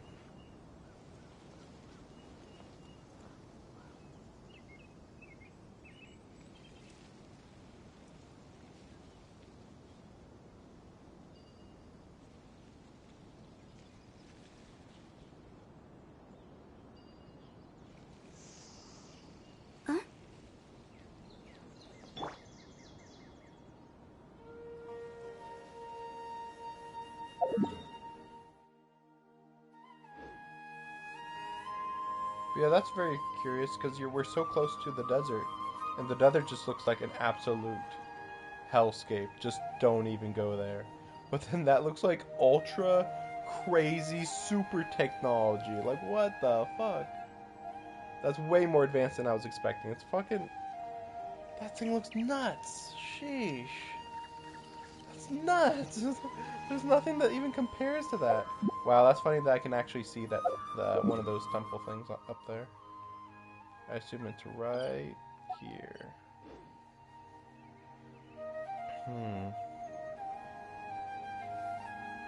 I want to go check out those trees real quick. I know, like, there's just, oh, I want to check out that, I want to check out that, but, like, hey, I'm not doing the busy work stuff. That's what matters.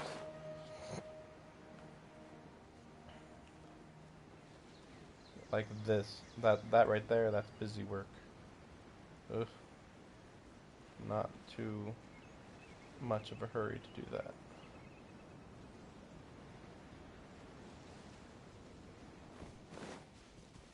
Now, there we go.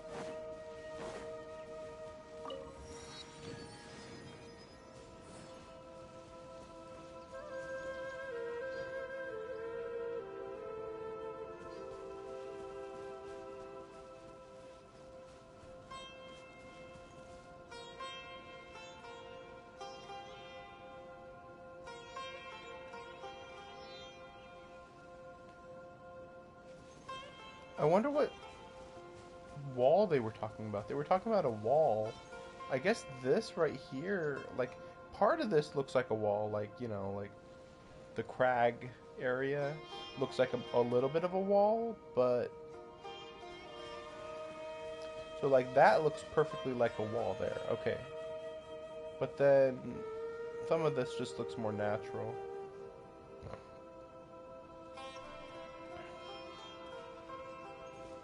Wait, where is the floating castle? Because I thought the floating castle that we've been seeing for a long time was going to be over here. But we're not seeing it right now. It's always like right here, basically. But I guess it does move a lot.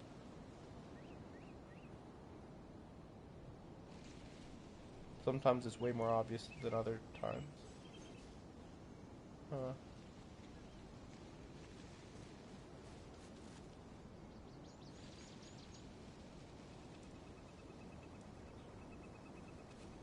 Well, that's cool. That's crazy. I feel like that's gonna be like a super dungeon or something. I guess. Yeah, no reason to go over there. It's just gonna be blocking me off. Although, if I could get into the sand, I want to see like what the sand physics are, because we haven't seen sand physics. That's some good sand physics. Like not the physics itself, I should say, but like good sand, like the sparkles, the shade, the shade of color that they chose.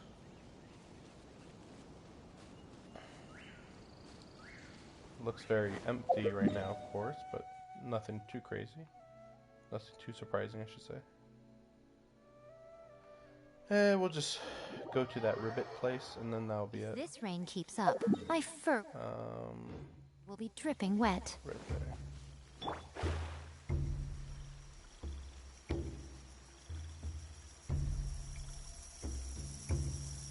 I'm surprised how many enemies are just around, but I feel like they're not even trying to justify it. They're just like, yeah, the enemies are just around.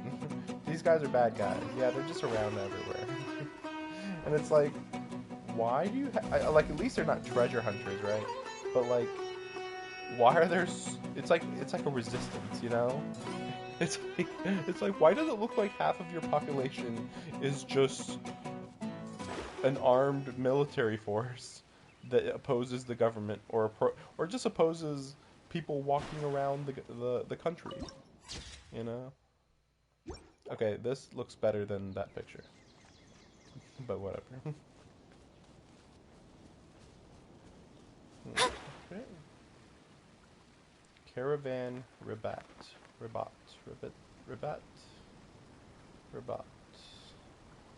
Because things are so. Okay.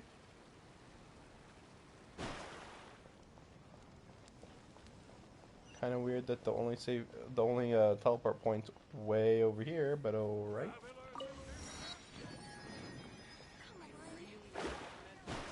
Ah, this is kind of supposed to be like a entrance into the desert. Yeah, I guess so.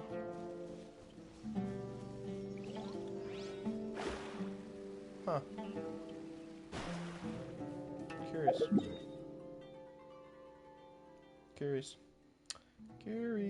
Okay. Well, time to continue the story. My, what, 1 hour? Oh my gosh. Last time I looked at the time was 50 minutes ago. It didn't feel like 15 minutes ago. It felt like 15 minutes ago. Sheesh. Yeah, I still don't understand. Like, I was up there, and I don't know. I don't understand those little things coming up. Maybe that's just the corruption? I assume it's the corruption. It's gotta be. Don't care about this character. I was just thinking, like, when are they gonna change these? 4 days, apparently. Really? Okay. I'm like trying to think, like, huh, that's kind of weird, but okay. But yeah, I don't care about Tignari. I did try him out.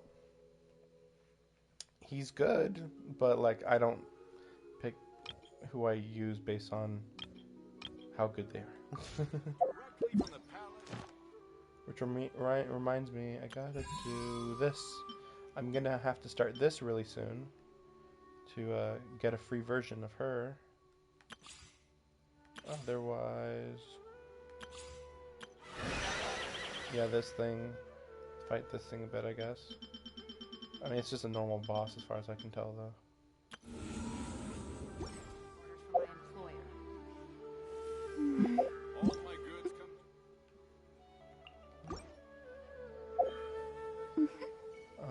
Wait a was thinking of something. I'm looking at something. Oh, right, him. I have to finish Act 2. Wow. Okay. Okay. I only take orders from my employees. Well, I'm gonna try to finish Act 1 tonight, and then Act 2 tomorrow, I guess.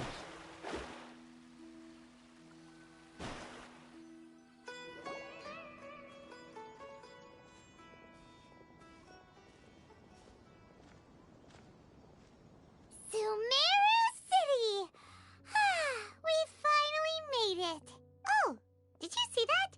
When those people entered the city, something on their heads lit up. One moment, please, you two. It appears this is your first time visiting Sumeru City. Oh, yeah, that's right. But how did you know that?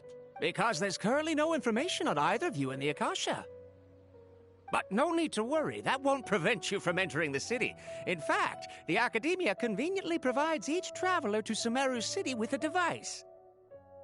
Perhaps you two have heard of the Akasha before. It's our beloved Greater Lord Rukkhadevata's lasting legacy, a treasure trove of collected knowledge. After centuries of tireless research on the Akasha, the Academia created one of its most ingenious inventions, the Akasha Terminal. As long as you are within Sumeru's borders, you may use an Akasha Terminal to connect directly to the Akasha and access any knowledge you need. I should mention that due to technical limitations, the operation of Akasha terminals will be much smoother and more effective in large cities such as Sumeru City and Port Ormos. Oh, so this is the thing that Tainari was telling us about. It sounds pretty amazing. You two are quite fortunate. Until recently, it was standard practice to only issue Akasha terminals to outlanders who spent an extended amount of time in Sumeru. However, this policy was recently changed, and now all travelers are issued one upon arrival. Here are your Akasha terminals. Please handle them with care. It kind of looks like a leaf. To activate it, simply hold it in your hand and say the following phrase to yourself. May the mighty God bless us with their voice of wisdom. Oh, says this little doodad lets you access knowledge. Maybe we can use it to find a way to meet Lesser Lord Kusanali. Let's give it a try. May the mighty God bless...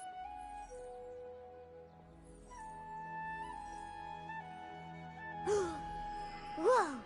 Just now, something clicked, and Paimon suddenly knew how to use this thing. It seems all we need to do is concentrate on what we want to know, and bam! You get it. Oh, that'll come in real handy. Exactly. That is the power of the Akasha. And with that, let me officially welcome you both to Sumeru City. May the wisdom of the Dendro Archon always be your guide. Okay, now that we're in, we can check the Akasha about Lesser Lord Kusanali. Let Paimon try. 500 years ago, the sages found a newly born deity from within some scorched ruins. The deity now resides in the sanctuary of Suristana. Seems pretty similar to what Kali was telling us. Okay, next, let's concentrate on asking how to meet her.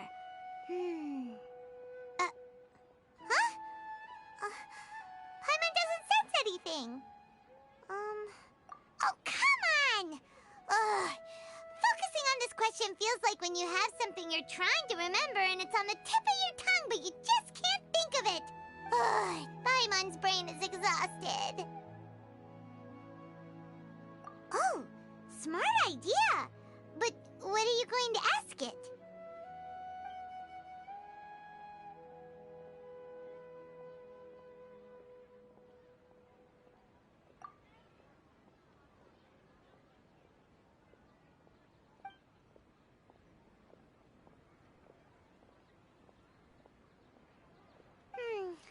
You too? Well, glad it's not just Paimon.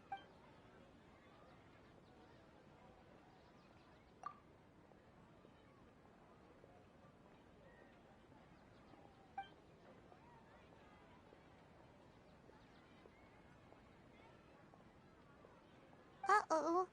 Paimon's getting all teary-eyed all of a sudden. It feels like the people of Sumeru really missed their Archon.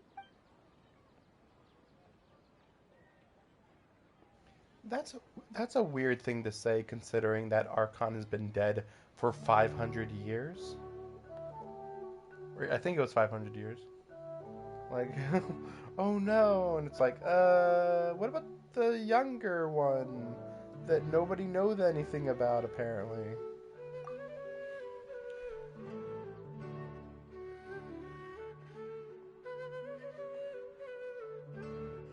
Unconditionally reveal every query.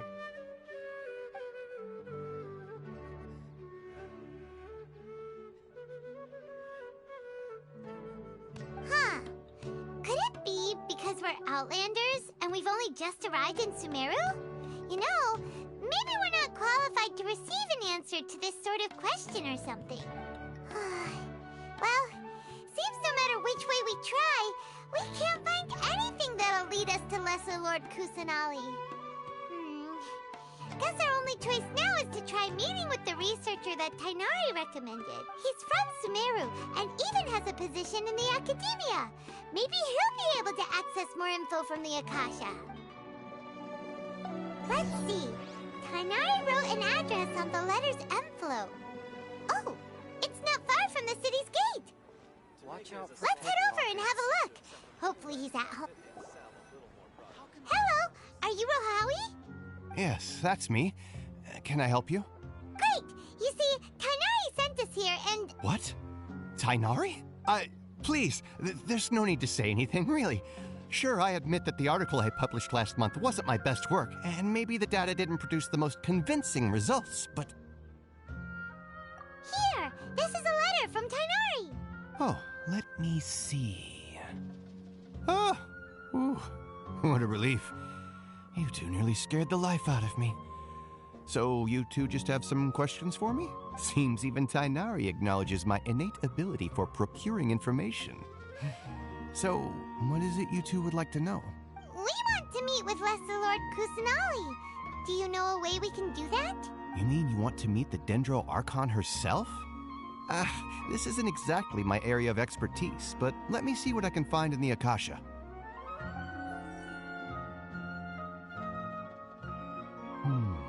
Sorry, the Akasha didn't respond to my query. I'm starting to get the feeling that everybody's really stupid in this nation. Like, they don't actually learn information for themselves. They just get all their information from the Akasha, and 10% of the population goes out of their way to find this information to put into the Akasha or something. What? You too? But what about your abilities for getting information and all that? Paimon was sure you'd be able to access more info than we did. Well, as I said, this isn't my area of expertise. I am but a lowly researcher, so the Akasha doesn't see a need for me to know more about the Dendro Archon. That's weird and kinda good. Like, from a security standpoint, that's smart. But then also, why is this thing determining which knowledge you're allowed to have? Excuse me? All I know is that ever since Lesser Lord Kusanali returned to Sumeru, she's never left the Sanctuary of Surasthana or made a public appearance. Well, there you go. She's at the Sanctuary of Surasthana. Done. Huh. Didn't expect her to be such a mysterious figure. The Dendro Archon is somewhat of a recluse. Perhaps she just doesn't want to entertain visitors, which would explain the lack of information in the Akasha. But then what can we do? No need to worry just yet. I'm only hypothesizing here. You could certainly try asking around and see if anyone else has ideas. And besides, you two should consider the bright side of things. Not being able to see Lesser Lord Kusanali may not be a bad thing. In this world, there will always be information you cannot obtain from the Akasha and things you can never accomplish.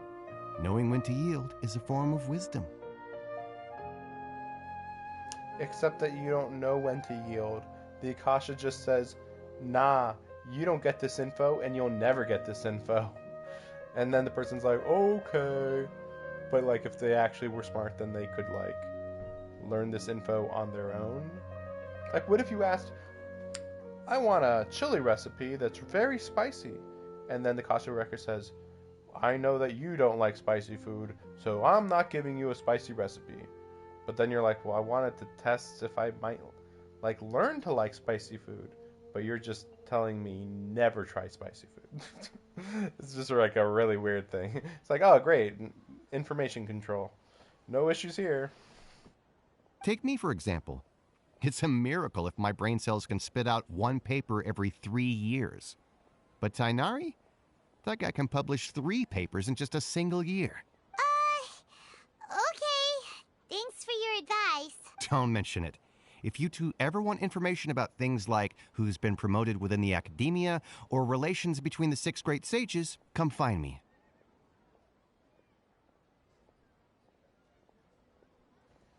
Professional gossiper.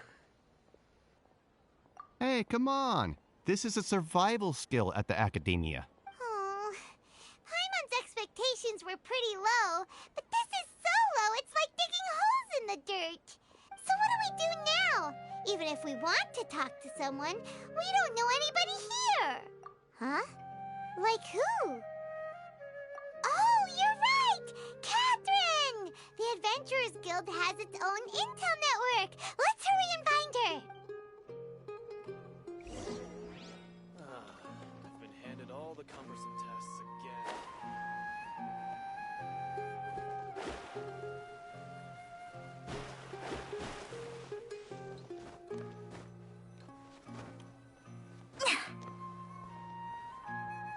Ad Astra Abyssask. Hello, Traveler and Paimon. Catherine, we need your help with something. I just love how we're just like, yes, she's Nurse Joy. Yes, she knows who we are. We're beyond this. We're tired of this crap at this point. Yeah, we went through the whole thing, and when we went to Inazuma, yeah, she's an omnipresent god. Don't worry about it. Understood. The Adventurers Guild is always ready to serve you. We want to meet with Lesser Lord Kusanali. You two wish to meet with Sumeru's Archon.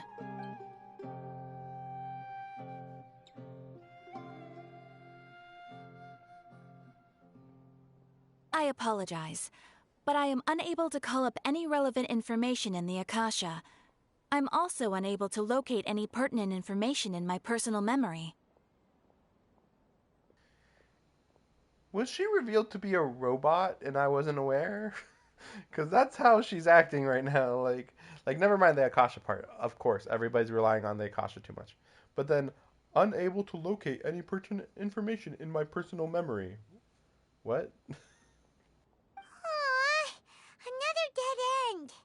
Well, if Catherine can't help us, then we really don't know anyone else to ask now. Please do not worry. I may know of someone who can help you two. In Sumeru, the Adventurers Guild does not serve as the vanguard of information. Rather, there are numerous active mercenary groups collectively known as the Eremites. They take on various contracts and work all across Sumeru, so they naturally accrue intelligence. An Eremite brigade called the Corps of 30 is in charge of Sumeru City's defenses. Not only are they the oldest brigade, but they are responsible for managing and coordinating the affairs of all other mercenary brigades. Corps of 30? What a weird name. Supposedly, they are named as such because their ranks numbered 30 at their inception. Asfand, an advisor with the Corps of 30, maintains good relations with the Adventurers Guild. Though he's already retired, he and his words carry great weight within mercenary circles. If you'd like to get in contact with him, you can find him at the Corps of 30's headquarters, the Citadel of Rexar. You're welcome. I wish you two the best of luck. We look forward to your exploits in Sumeru. All right, off to the Citadel.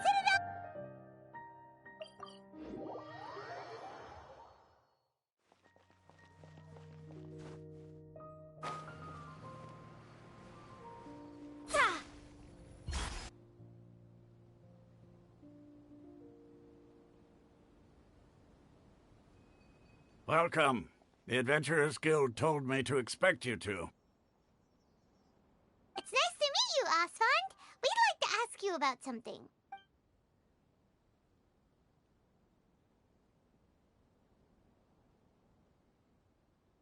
I see. So, Catherine's the one who sent you this way. Ha! It's true that the Eremites network is vast, but even I can't help you meet the Dendro Archon. Wait, seriously? That's it? Afraid so. The Eremites aren't terribly religious, so we don't know much about divinities. As far as the Akasha goes, we can access even less than you.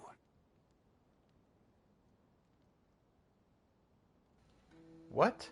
Less than us? And also, we're not interested in the divinities. You guys are ruled by a god. Personally. As far as we know. We originally came from the desert. The gods there died off long ago. Since those days, we've used our own two hands to carve out a living. We don't beg gods for their aid.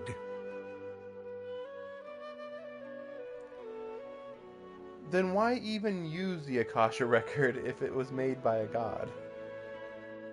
It isn't just us, though. If you ask me, I think most in Sumeru aren't interested in Lesser Lord Kusanali. Oh? Why's that? Just take the Academia, for example. They're the ones who truly rule Sumeru. Although they believe in gods, most of them only care for the late Greater Lord Rugurdevada. In their eyes, she was the one who founded Sumeru and gifted us with the Akasha. Lesser Lord Kusanali just happened to inherit her legacy. Because of the Academia's influence, most citizens are more familiar with Greater Lord Rugurdevada and hold her in greater esteem. Not to mention that Lesser Lord Kusanali never makes an appearance, and the Academia never announces anything about her. As far as the people of Sumeru are concerned, she's just a god that exists. And that's all. Really? Aw. After hearing all of that, Paimon sort of feels bad for Lesser Lord Kusanali. Ha! But who knows? We're all just guessing when it comes down to it. Besides, I'm sure the God of Wisdom doesn't worry about her reputation among people like us. All right. Well, thanks for the info, Osfond. No problem. Always happy to help out the Adventurers Guild.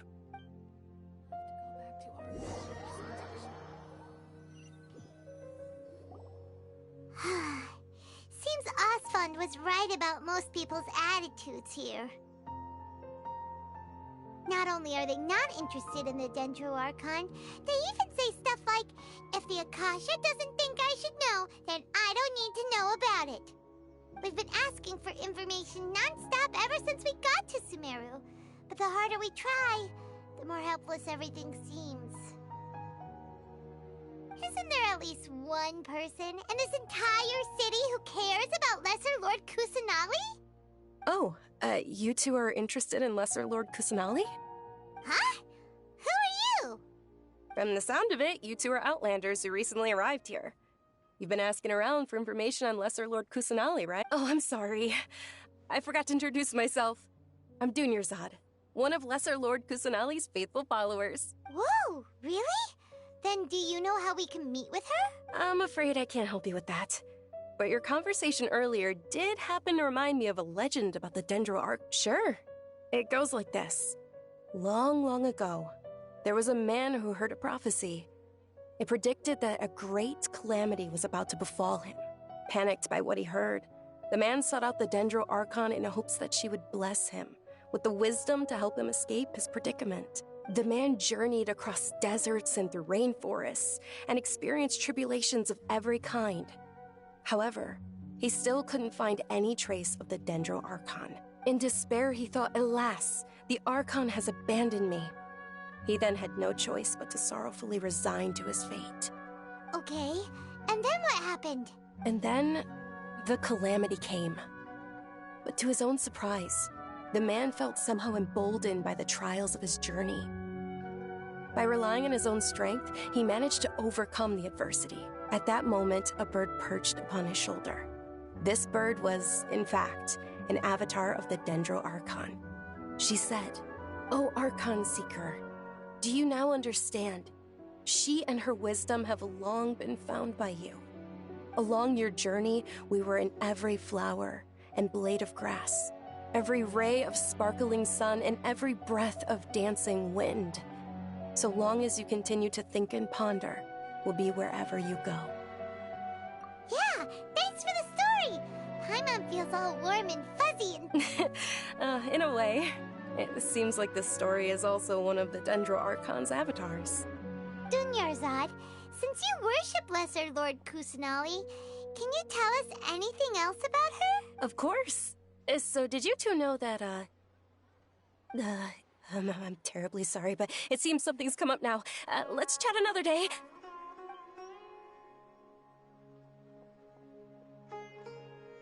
Hey, wait! What the heck just happened? It looks like they're searching for someone. Dunyarzad was acting super nervous just now. You think they're looking for her? This stinks! We finally managed to find a lead about Lesser Lord Kusanali! We can't let them get in the way now. Let's see if we can get rid of them. Then we can catch up with Dunyarzad. Hey, have you two seen a brown-haired girl wearing a purple top and a long blue dress? We're looking for her. Did she have bandages wrapped around her wrists? Yes, that's her. Did you see which direction she went? Yeah, she went that way. Quick, after her!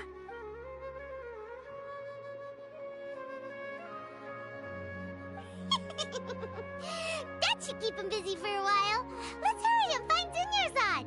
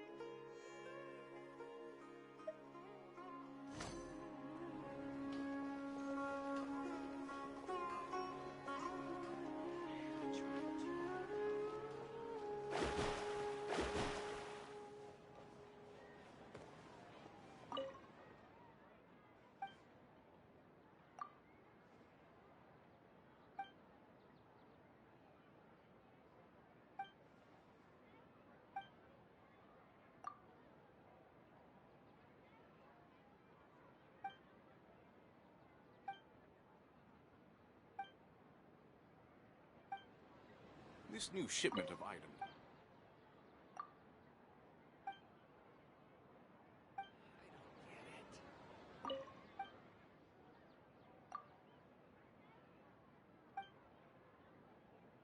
Take my word for it.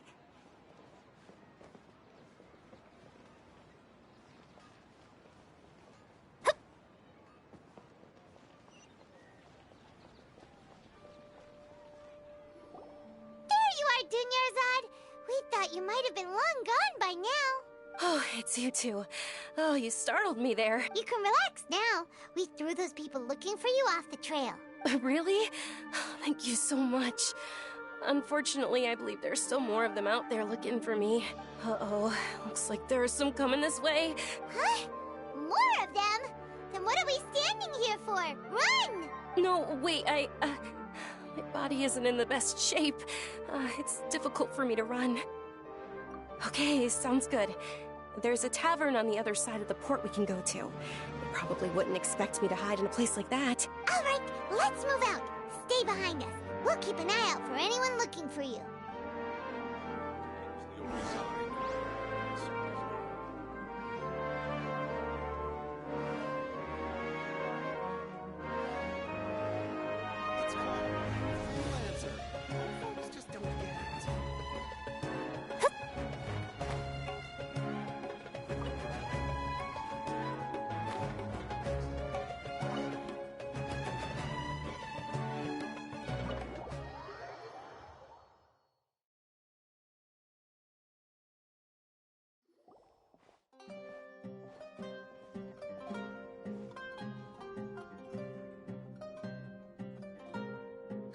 We made it. Oh, they shouldn't be able to find us now. Wait! Stand down, Dia!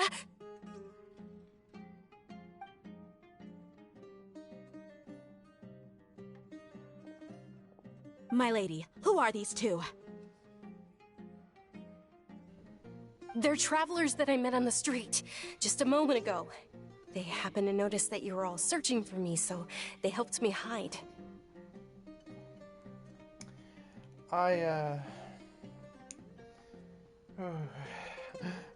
That was one of the characters I was most looking forward to meet. And she has one of the worst personalities I've ever seen. Why would she try to attack us? What? What, did she think that we walked in here to arrest her? Or something? What? I see. In that case, you two should scram. There's nothing here for you.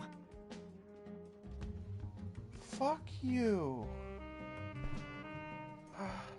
Like, she was the one that I was looking forward to the most, and she's just awful.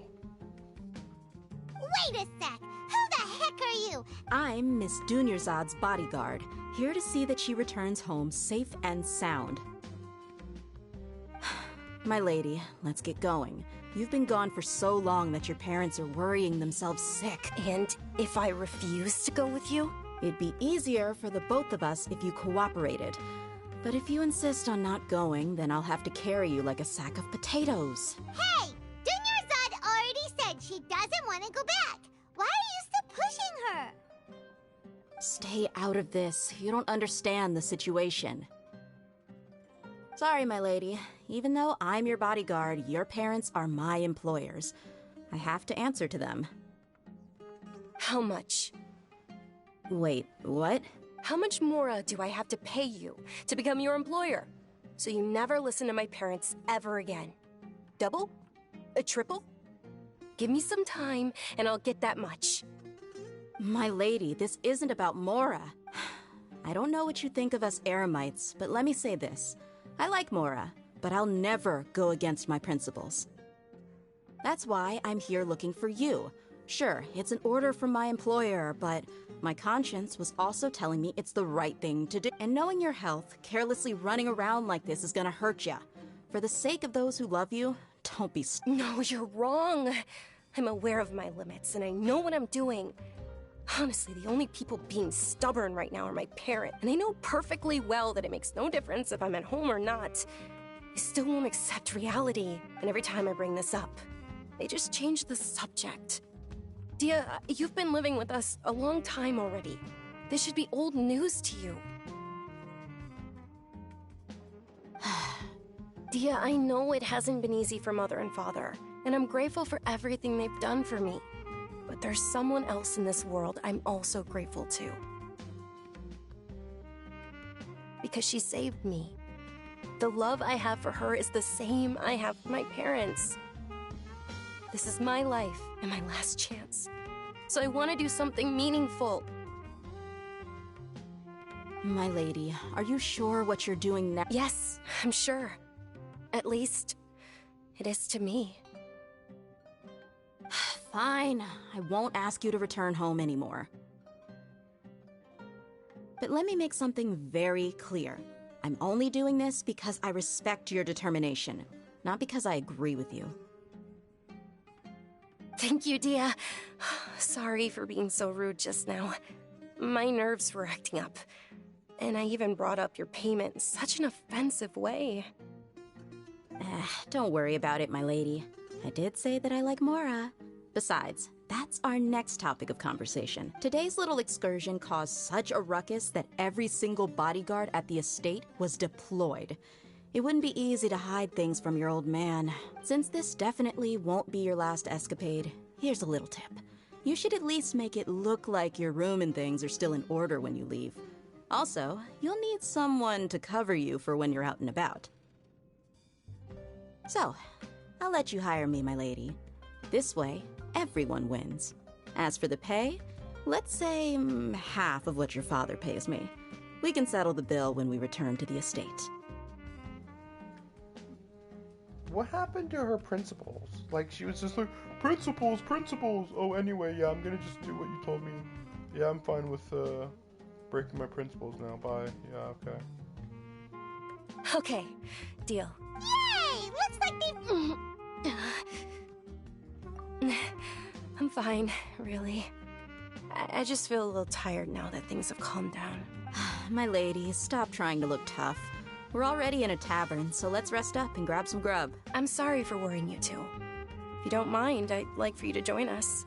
Sure! After you rest up, we want to hear more about Lesser Lord Kusanali.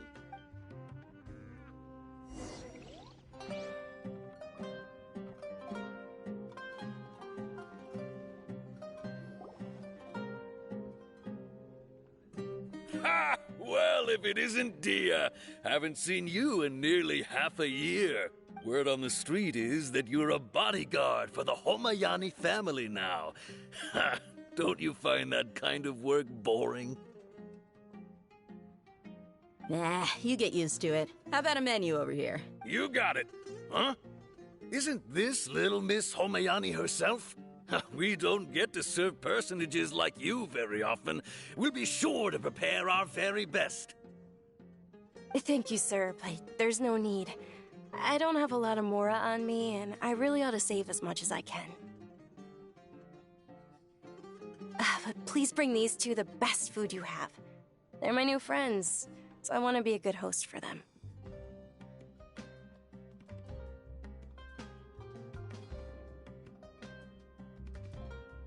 Wait, we're paying for ourselves now? Aw, Paimon kinda wanted to try something fancy, but we aren't exactly loaded. Guess Paimon will settle for something ordinary.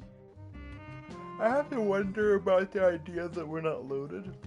I mean, just from the more I get from the treasure chests, we get a good amount. Like, even one treasure chest is enough to eat for one day, and I'm pretty sure we pick up like 10 chests per day or something. How about our coconut charcoal cakes? They're our signature snack, and they run cheap. Look, other customers over there are eating some now.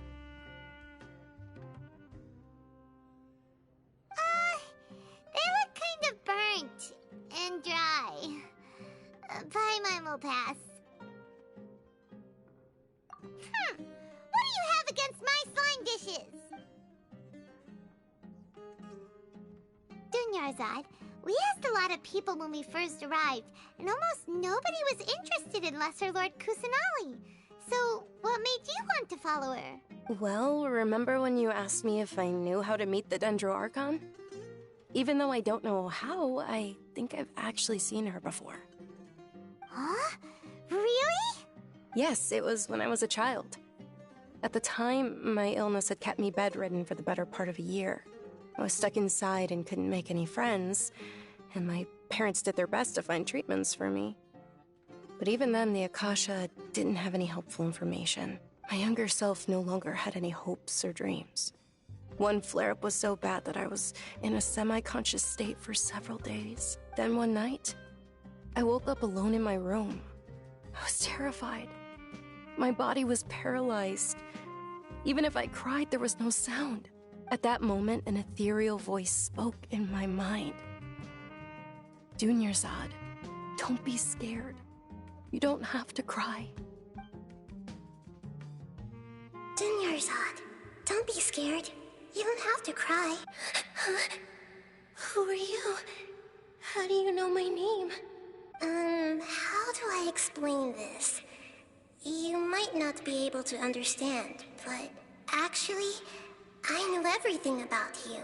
Really? Of course.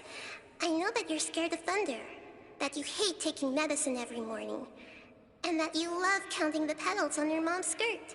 Wow, you really do know everything. Dunyarzad, is there anything you want? Want? Not really. I can't go anywhere or do anything. Huh? But aren't you a child? All children have wishes. Tell me what you want, and maybe I can make it happen.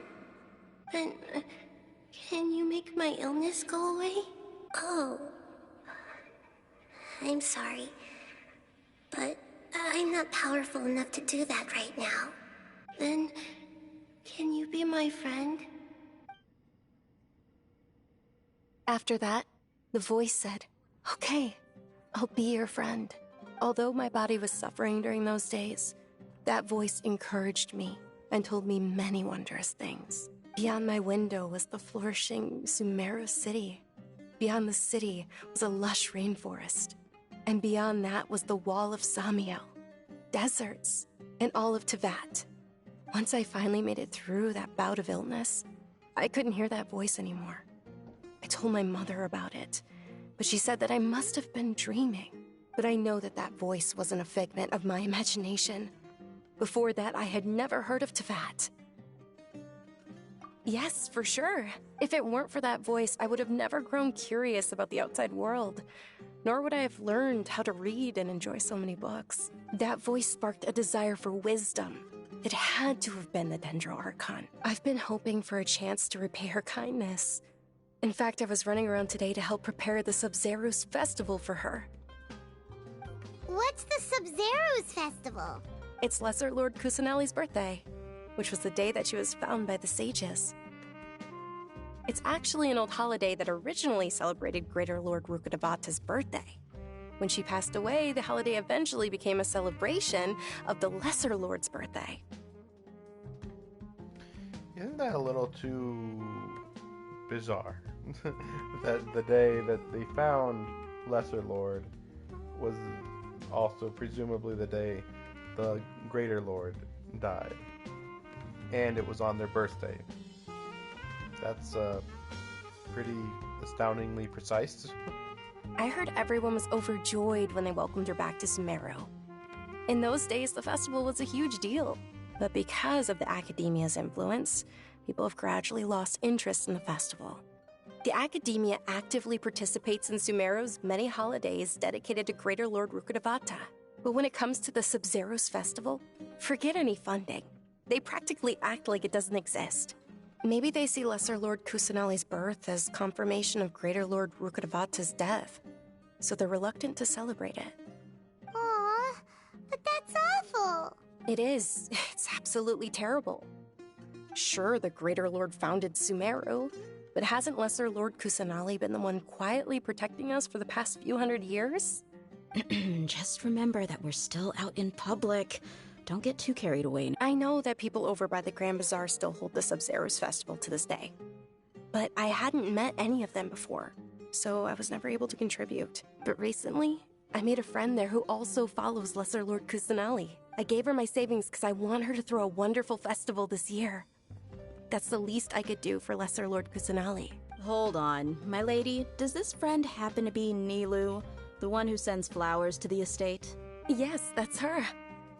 I saw her leaving the other day with a nervous look on her face.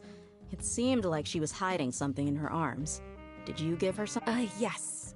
Initially, I didn't have much more prepared, so I had Nilou sell one of my skirts.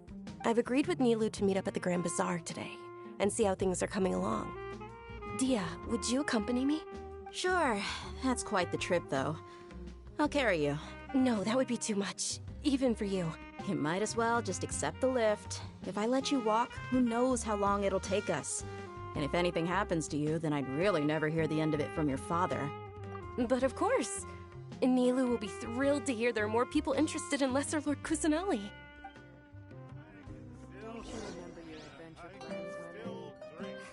Your theory is just putting the cart before the horse.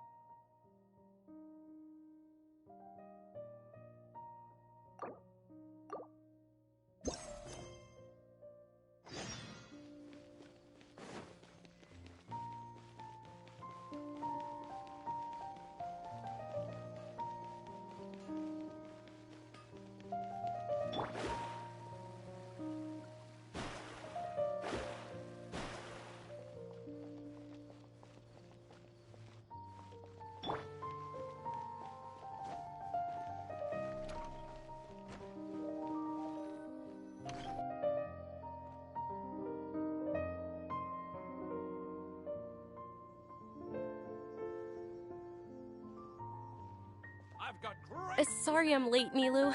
Oh, Dunyarzad. It was taking you so long that I assumed you got trapped at home, but you made it in the end. Uh-oh. But if Dia's here, that means you got caught, right? You could say that, but everything worked out. She's on our side now. Not completely. Oh, and who are these two? Oh, meet the Traveler and Paimon, my two newest friends. They're visitors who just arrived at Sumeru City and are looking for information on Lesser Lord Kusanali. So you're followers from another land?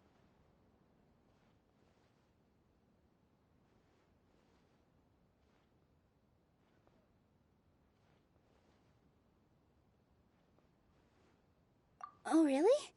Well, that's okay. You're still invited to the Sabzeruz Festival. By the way, Dunyarzad, we've already started decorating the Grand Bazaar. It looks spectacular, thanks to your generous contribution. You're very welcome. It's the only thing I could do. Do you still have enough Mora? Probably? But don't sweat it. We've already finished renovating the stage. Come on, I'll show you.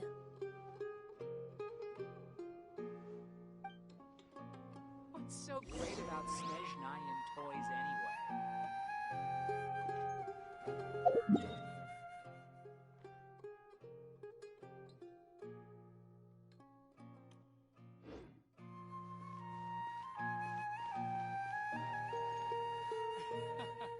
Every item I sell here comes with its own.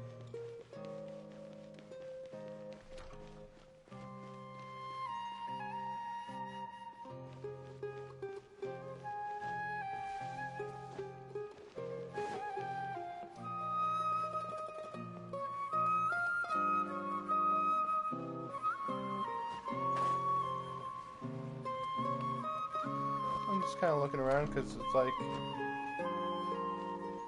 this is like a fairly Shoots is the best uniquely stall. interesting looking location, but it's also like really far away from every other part of the city. Like technically, oh, I didn't do that before. Technically, like yeah, sure, it's right there, but like it's like inside. It's the only thing inside the tree, even though you know it's just a I don't know, a gathering place, and that's it. When will I be able to see Nilou perform again? I mean, they call it the Grand Bazaar, but this is where stuff is actually sold, so bazaars are supposed to be where you sell stuff. Yeah, I'm sure that the door is closed up there. In my opinion, Shoots is the best stall in the whole bazaar. Wow! This place is amazing! Not bad. Last time I was here, the stairs were full of holes. The stairs were nothing. A little while ago, we discovered that the tree above the stage had a huge chunk of bark ready to fall off. Mr. Zubair was worried sick. We reported it to the academia many times, but they never sent anyone to deal with it. We didn't want anything bad happening, so we were going to cancel all the stage performances. Oh, probably because it was the theater asking. The academia looks down on performers like us. They probably think it would be best if the theater closed down completely. We can't let that happen, though. Not only would everyone involved in the theater go hungry, but then we wouldn't be able to hold the Sabzeruz Festival anymore. Thank the Dendro Archon for Dunyarzad. With the Mora she gave us, we hired someone to patch up the tree, and we also gave the stage a much-needed makeover. The stage is going to be even prettier when it's festival time. I can't wait for you to see it. And I can't wait to see you on the stage. You've been practicing so long already. It's almost time for your dream to become reality. It's our dream. I'll do my best for the two of us. Nilou, what are you gonna be doing at the festival? She'll be dancing the dance of Sabzeruz, the most important performance at the Sabzeruz Festival. Dunyarzad, have you told him the origin of this holiday? I only told them about the Greater Lord and Lesser Lord so far. Okay. Then I'll tell you too about how this holiday came to be. According to legend, the Sabzeruz festival was originally the Goddess of Flowers' birthday celebration for the Greater Lord. A long, long time ago, on one of Greater Lord Rukkhadevata's birthdays, her friends threw her a celebratory banquet. Some of the gods got drunk. One started playing music, and the Greater Lord started singing, so the Goddess of Flowers began to dance. As she danced upon the grass, countless beautiful parisaras began to bloom wherever she stepped. Those brilliant purple flowers became her dazzling stage. All the gods clamored, "Oh, if only time could stop at this very moment." Of course they did. When people mention the gods, they always think of the Archon War. But Sumeru's gods also had happy times. Although they aren't around anymore, they're preserved in our tradition of dance. This outfit I'm wearing is apparently based on how the Goddess of Flowers looked. Though we're just tiny people compared to the Divine, we still have to do our best to make sure that the birthday girl feels loved on her special day. Nilu, you of all people will definitely be able to convey our well wishes to the Dendro Archon. I also noticed that you went the extra mile and scattered parisaras around the stage. They symbolize the Goddess of Flowers, after all. It's just a shame that all the real parisaras went extinct after her death. Yeah. The Greater Lord brought forth parisaras in memory of the Goddess of Flowers. But she ultimately could never truly replicate that beautiful purple. Thinking about the Goddess of Flowers dance makes me wish I could have seen it. If my stage were anything like that, I'd be thrilled if I had just 2 real parisaras on the stage. So, Traveler and Paimon, what do you think? Interested in the Sabzeruz festival? Will you two be coming? All of Lesser Lord Kusanali's followers will be there for her birthday. It'll be a good opportunity for you to learn more about her. Ooh, Paimon thinks that's a great idea!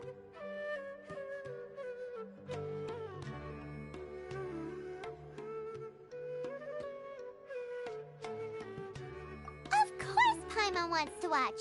Those 2 things aren't mutually exclusive, you know. So how about we all attend the Sabzeruz festival together? Dunyarzad, let me show you which stage decorations we've picked out so far. Traveler and Paimon, if that doesn't sound interesting to you, then feel free to explore the area. Everyone at the Grand Bazaar loves Lesser Lord Kusanali, and we're all looking forward to the Sabzeruz festival. In that case, we'll take a look around.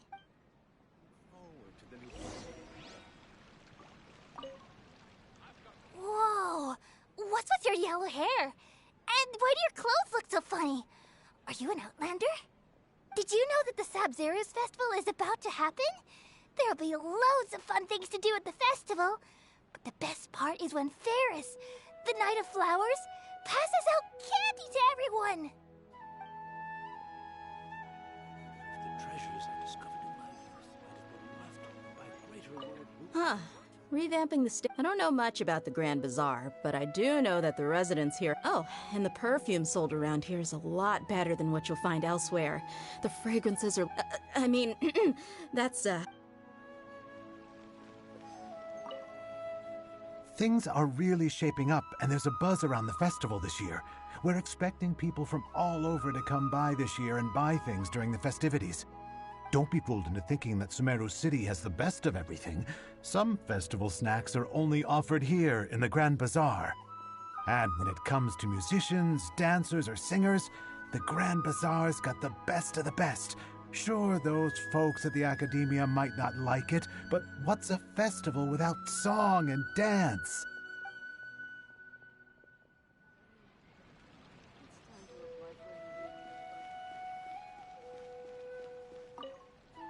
Ah, dancing at the Sabzeruz festival. You know, I also danced when I was younger. As a child, I even asked my grandmother why we performed the dance for the Lesser Lord when it was originally done to honor the Greater Lord. My grandmother said that Greater Lord Rukkhadevata is a beloved deity and honored by all, and Lesser Lord Kusanali is too. If the goddess of flowers ever knew Lesser Lord Kusanali, then she would certainly have wished to be her friend and hold celebrations for her too. The Sumeru's festival has been losing its appeal over the years. That is, until a wealthy benefactor stepped in this year and brought the festival back to life. I heard she forked out a lot of mora to make it all happen.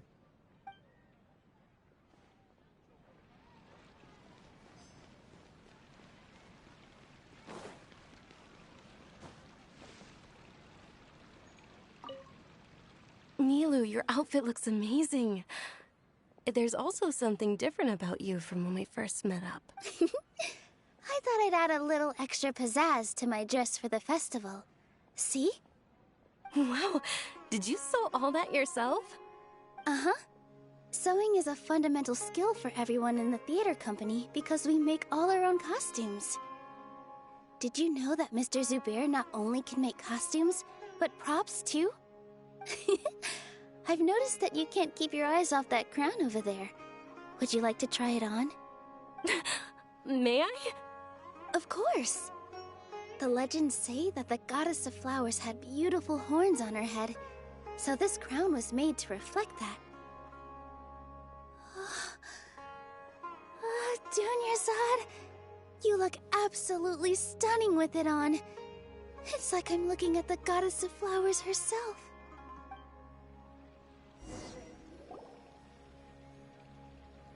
Hey! Is that who Paimon thinks it is?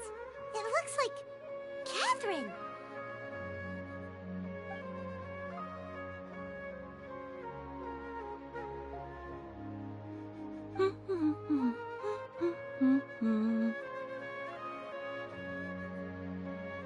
Huh. Come to think of it, Paimon's only ever seen her behind the counter at the Adventurers Guild. This is the first time we've ever seen her taking a break. Hey, Catherine! Huh? Oh, hey! It's the Traveler and Paimon! What's shaken? Whoa! Break time Catherine sure sounds a lot less formal than usual. Paimon was still waiting for her to say Ad Astra Abyssosque. Sure. Standing behind the counter at the Adventurers Guild doesn't require any complicated functions. But saying and doing the same old things over and over again can get pretty monotonous. Like watching the same Fontaine movie day after day. But take you two, for example. You travel across Tevat to enrich your lives and gain new experiences. Well, we enjoy traveling across Tevat and all that, but we're mainly looking for clues about her brother. Yes, you should keep searching. Sometimes the answers we're looking for aren't necessarily at our intended destination. Instead, they're found along the way. Huh. Haven't we heard someone say something pretty similar recently? Anyways, what brings you out here, Catherine? No, not particularly. I guess you could say that I'm loving the recent atmosphere here. If festivals bring happiness to everyone, then that's where their true value lies. Oh, it looks like it's about time for me to be heading back now. Alright, we'll see you next time at the Adventurers Guild. Oh, by the way, thanks for connecting us with the Eremites. We've already made some great friends in Sumeru City thanks to you. I'm sure you two will get along well with the people here. You've already been blessed by the element of Dendro after all. See you around.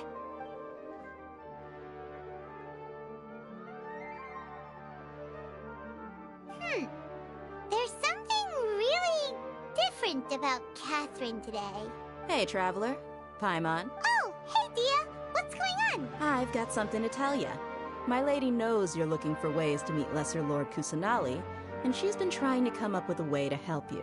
Well, I have an idea that might help. Are you serious? We'd love that! It might not necessarily pan out, so don't get your hopes up too much. I'll need to take you two somewhere and ask someone some questions. My lady is feeling a little worn out at the moment. Nilu's found a place for her to rest. After I take my lady home, let's meet in front of the Citadel of Regzar. Sounds like a plan! Let's head over to the Citadel of Regzar and wait for Gia!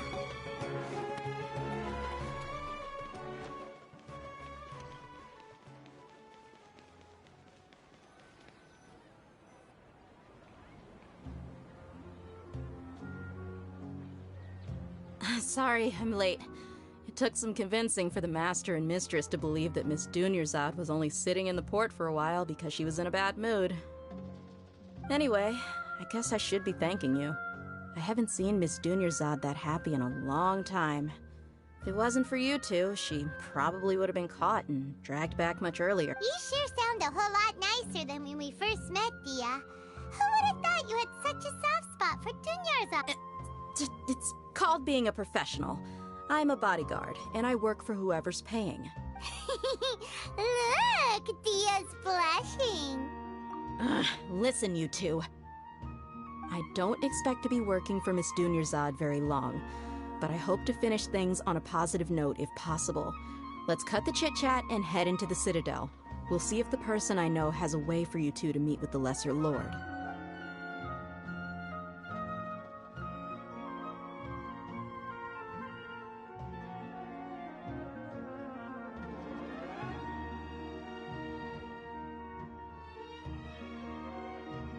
Oh, hey, Chief. Ha, Dia! What are you doing here? And well, didn't expect to see you three together. I take it you all know each other? Mm-hmm. We met this morning after the Adventurers Guild pointed us to Ozfon for more info. No kidding. Huh. So, where's Ruksha? I thought I'd help these two out by asking about the theft. Anything you can tell him? Ruksha's gone over to the Academia.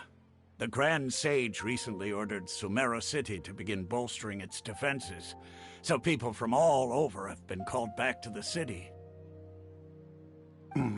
Since you've already mentioned the theft, I suppose I might as well tell him what we know. Appreciate it, Chief. Theft? Sorry, what the heck are you guys talking about? Just recently, the Academia lost something, and there's a chance the item is connected with the Dendro Archon.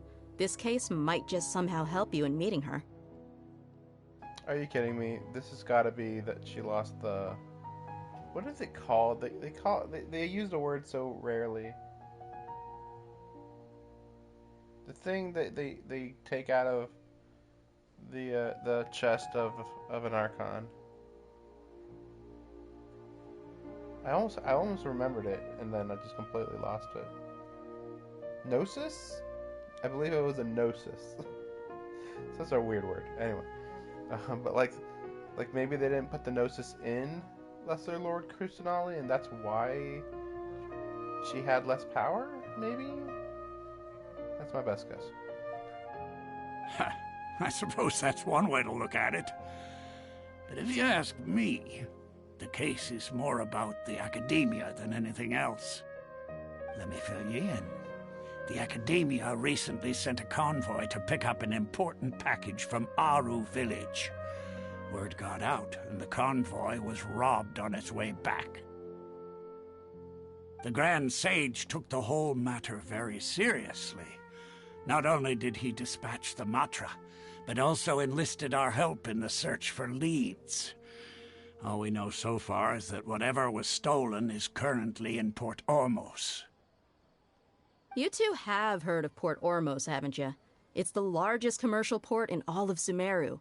You can travel there by leaving Sumeru City and heading south along. The Academia's grip isn't long enough to reach all the way to Port Ormos, so the city's a little more laid back, meaning the population's also a mixed bag. You never know who you'll meet there. Apparently what was lost has a great deal to do with the Akasha, knowledge, and even the gods. I'm afraid I don't have any other details for you, though. If you're interested, maybe you could head to Port Ormos and ask around yourselves. If you want my advice, try introducing yourselves as students of the Academia once you're there. Are you serious, Chief? All the Academia students are in Sumeru City, you know. Why should they pretend to be students in Port Ormos? If you're also interested, just go there and see what happens. Count me out. I've got plenty of work to do here for the Homayani family. And take it from me, if you two really do decide to visit Port Ormos, you'd best watch your backs. Let's just say that the Eremites there aren't nearly as friendly as those here in Sumeru City. There are even some extremists who go around shouting slogans like, "Retake Sumeru for the Scarlet King." Word is that more and more are joining their movement. They're becoming a real headache for Chief and the others. You bet they are. The Scarlet King's been dead for thousands of years. Now they start spreading rumors of his return. Ridiculous. Not everyone's like you, Chief. Even the desert natives who abandoned their homes in the wilderness still wish to have a god of their own. Well, Traveler, that's about all the information we have for you. Thanks, Dia! And you too, Osfond! Since we've gathered all we could for the moment in Sumeru City, let's head to Port Ormos and see what we can find next. Miss Dunyarzad is looking forward to seeing you both at the Sub-Zerus Festival, so be sure to get yourselves back here in time for that. Good. Then we'll see you both at the Sub-Zerus Festival. Military supplies for the Alliance must be distributed appropriately.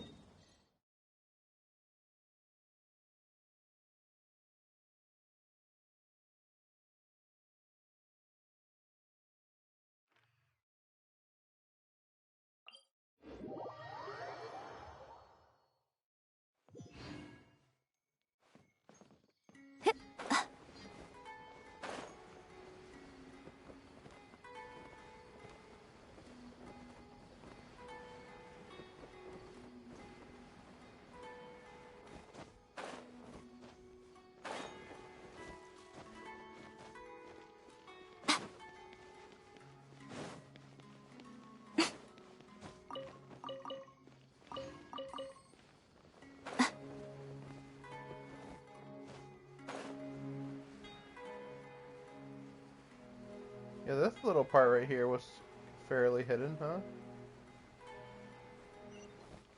Hidden well enough, at least.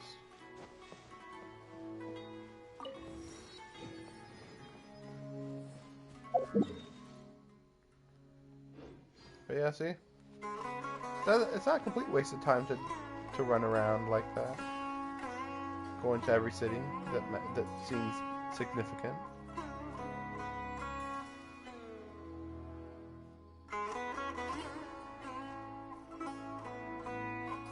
Come and have a good look yourself. Traditional spices of the highest quality, made with pride and experience. You've got a deal. I can't thank you enough for always looking after my business. Believe me, I'm not making this up. Several Eremite mercenary groups are nearly in open conflict, but does the core of 30 care? And that's not all. Did you know that... Wow! Talk about hurly-burly! This place is busy! Well, guess that's only to be expected for the largest port in Sumeru. Maybe it's because of what Dia told us earlier, but Paimon can't seem to shake the feeling that there's also danger lurking in these crowds. Ooh. Let's get our bearings so we can start looking for leads.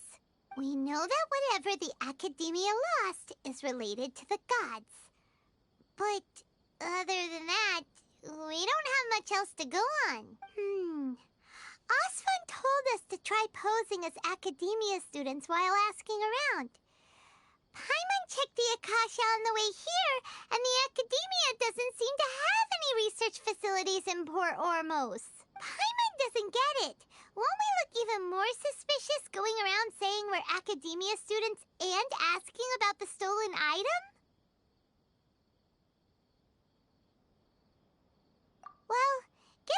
people that come through here every day. If there's any information to be found, Paimon bets we could find it in the market. Let's ask around and see what we come up with.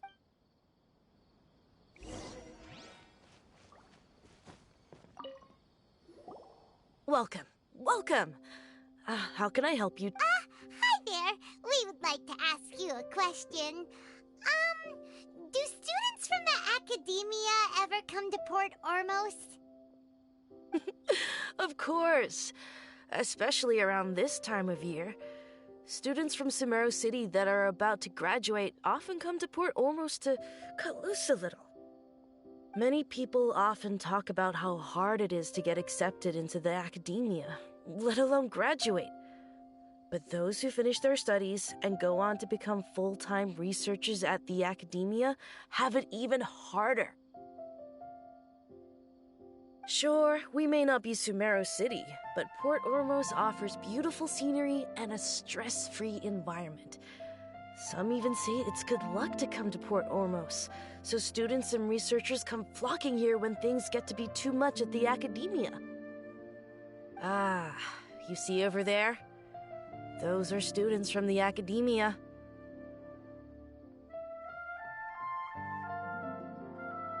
They've been looking worried and miserable ever since they got here a few days ago. If you ask me, the life of a merchant is better. So long as the Akasha teaches us what we need, then life is good. Those students seem to be discussing something. Let's see if we can listen in. Out of all my commissions, I enjoy making jewelry for newlyweds the most. It's no good. I've tried asking around, but I haven't been able to learn anything useful. Not to mention that a bunch of scary-looking Eremite mercenaries have been posted along the streets now. There's been a lot of fighting between the different Eremite factions in Port Ormos. If we choose to move on our own, then it would be wise to steer clear of them. Especially the group that's constantly shouting some stuff about the Scarlet King and some resurrection. I've even heard that the Citadel of Regzar is starting to get fed up with them. What was that group called again? They're called Ain el Akhmar. Today, I heard that the thing we're after might be in their possession at the moment. Wait, come again? Don't you see? Many of the Eremites in Port Ormos deal with trading this kind of thing.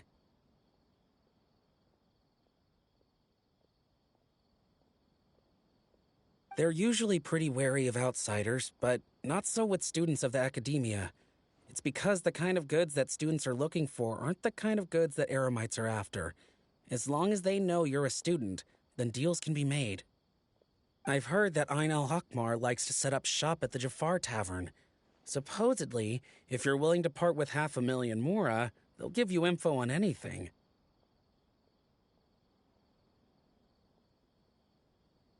Wait, did you say 500,000? If information alone costs that much, then how could we ever afford to buy what we're looking for? I guess we might as well give up on trying to graduate this way. I wouldn't worry too much. Our field of research is very niche. Who else could possibly be after that kind of shady knowledge? I bet it's practically worthless to anyone aside from us. Well, I guess that makes sense. Then the only thing left for us now is to find a way in. Why don't we all just pool our money together and pay for the information? Whoa! Did you hear that? A niche field of research and shady knowledge? It all sounds pretty suspicious. So, what's our plan? Wait, didn't you hear what they just said? Buying information is going to cost us 500,000 Mora! Have you lost your mind? Oh, all right. Paimon never thought she'd agree to parting with that kind of Mora. But if you know what you're doing, then we should give it a shot. Out of all my commissions, I enjoy making jewelry for newlyweds the most.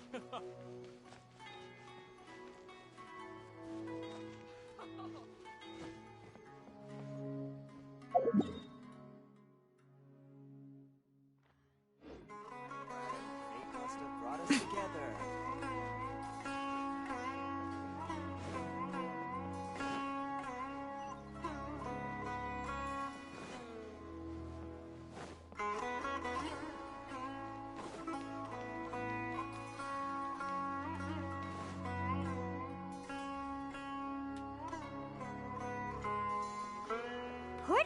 This is pretty great. There's so many new and interesting things, not to mention all the tasty food. Sumeru's largest commercial port sure lives up to its name.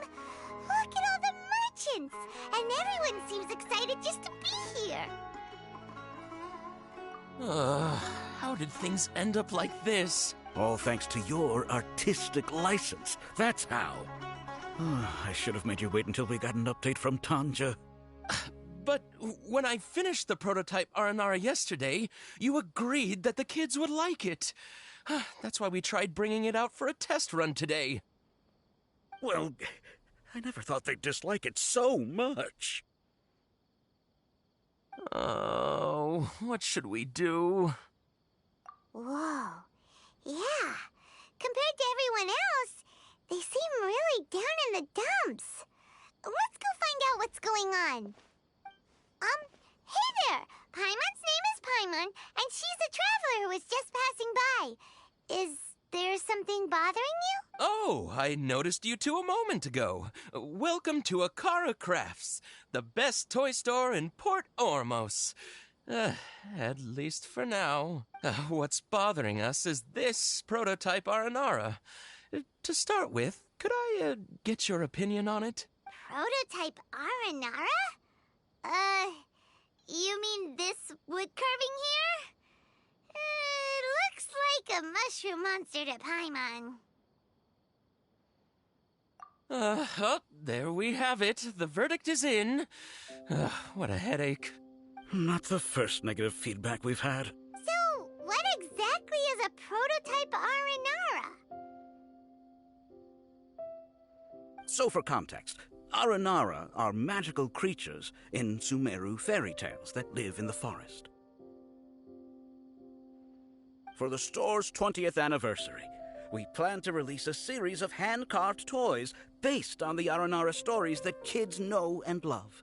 This is a prototype we made to get an idea of how they would react. But when we put it out there, the reaction was not quite what we'd anticipated. They thought it looked like a mushroom too, huh? No, worse than that, actually. I can't quite describe it, though. And I'm also not very good with kids. Maybe you could ask them for yourselves. Okay. Well, okay. Oh, I guess we're This just is not an Aranara. No way. I've read Uncle Tanja's Aranara and the Ill Little Fungus. It says that Aranara are supposed to be chubby and squishy. The carving looks nothing like that. Toys do look better when they're round and chubby. Uncle Tonder said in Aranara's vow that you can deceive the eyes, but you can't deceive the heart. This carving makes me feel lost and confused inside. I don't think the creator put his heart into it at all. It's nothing like an Aranara. Ooh, didn't put his heart into it, huh? Oh, sounds like one of those things that's easier said than understood. Kassid and Alia didn't like this carving, but I think it's okay. It doesn't look too happy, so it's kind of pitiful in a cute way.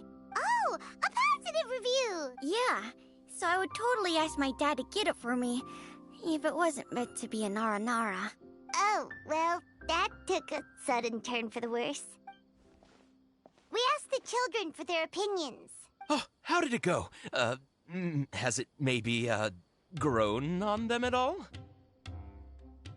Oh, this is such a shame. Why isn't Tanja back from Gandharvaville yet? Oh, the kids kept mentioning an Uncle Tanger, too. Who is he exactly? Uncle Tanger is a famous children's author here in Port Ormos. He wrote quite a few stories in the past, but none of them were popular among children. Just like our prototype Aranara. But around a year or so ago, he suddenly had a eureka moment or something, and suddenly the children loved every one of his stories. Well, that's right. My little Ghaffari loves his stories, too.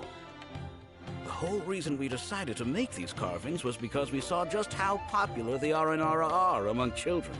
We asked Tanja for guidance, but right after he agreed, He went off to Gandharvaville with his son to look for inspiration.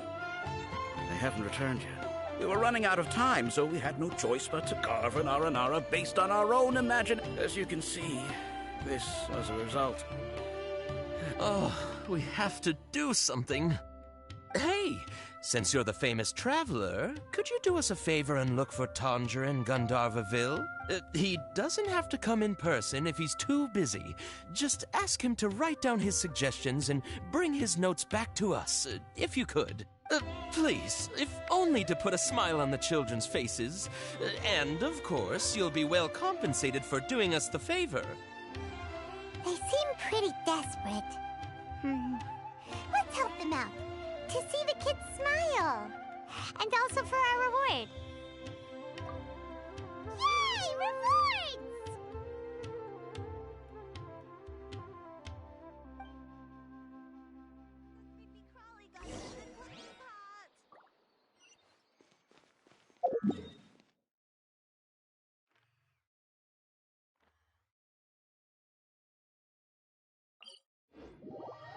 Okay, well, I wanted to finish Act 1 today, but yeah, I'm just way too tired. I'll just try to stream before 10 a.m., and hopefully that's enough. I feel like we're going to do this little thing, and then we're going to be, like, 1 hour away. Like, they're going to finish the whole festival, and that's, like, the climax, and then after that, pretty much is the end of Act 1. Though how long Act 2 is, I don't know. It's hard to say. Like, even if it's just as long, it's still like, sheesh. So, we'll see. But yeah. Good night. See you tomorrow. Or, see you soon. Oh gosh, I accidentally went into the area. Supposed to be here in Gandharvaville looking for inspiration. But how do we find him? Should we yell his name at the top of our lungs? Hey, buddy. What's your name? What are you doing here all alone? Do you live in Gandharvaville? Regardless, don't worry. As a trainee forest ranger, I'll do everything I can to help you. Hi, Miss Forest Ranger. I'm Rozzy. Don't mind me.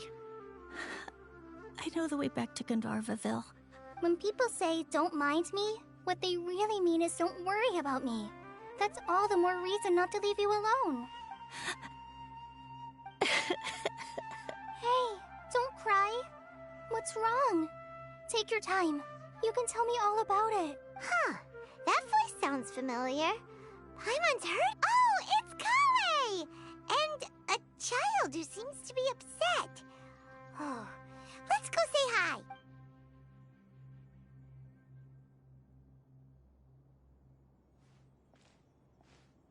Hi, Kale. How have you been? Paimon and Traveler. I've been doing pretty well.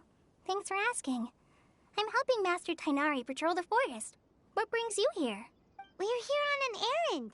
We heard your voice, so we thought we'd come ask you for help. You seem kinda busy, though. I'll be fine. You go help them first, Miss Forest Ranger. I'm okay, really. The sand got into my eyes, that's all. What a well-mannered child. Sand? There is not a lot of sand in a forest.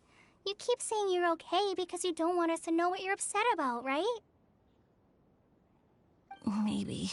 That's exactly why you have to get it off your chest. Here's a trick. If you're keeping a secret that bothers you, you can try telling it all to a tree hollow. A tree hollow? Yeah, a tree hollow. Do you know Tanja's stories? The Aranara living in the forest will patiently listen to every word children say. Maybe there really are Aranara living in the tree hollows that will listen to you. You like the Aranara stories too? Of course! I love them! Oh, people who like Aranara are the best! Okay, I'll try telling my secrets to a tree hollow. Thanks, Miss Forest Ranger. You know everything. Aw, you're just exaggerating. Anyway, I'm trying to be like my friend, who always does her best to cheer people up when they seem sad. So, how are you doing? Feeling any better now? The forest is very dangerous, so how about we stick together? Sure. Wow. Kale's so good with kids. Well, helping children who are lost in the rainforest is all part of a forest ranger's duty. So, what was it you wanted help with? You're not lost too, are you?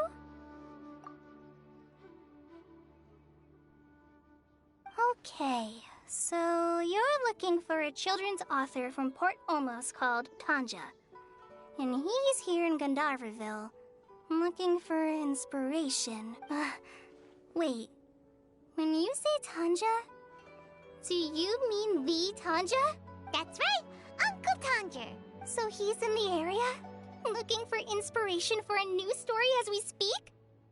I love that Paimon just said Tanger. Everybody, Tanger, Tanger, Tanger. Paiman. Yep, that's right. Tanger. This is amazing. American. Could you wait for me for a second? I'll run Razzie back to Gandharville and then I'll be right back.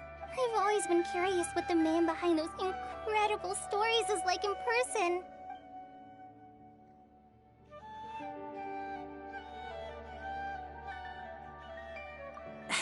Tanja's just a normal guy. Even so, he must be more creative than most people. Wait, hold on. Razzie, do you mean you've met Tanja before? Mm-hmm. He's my dad.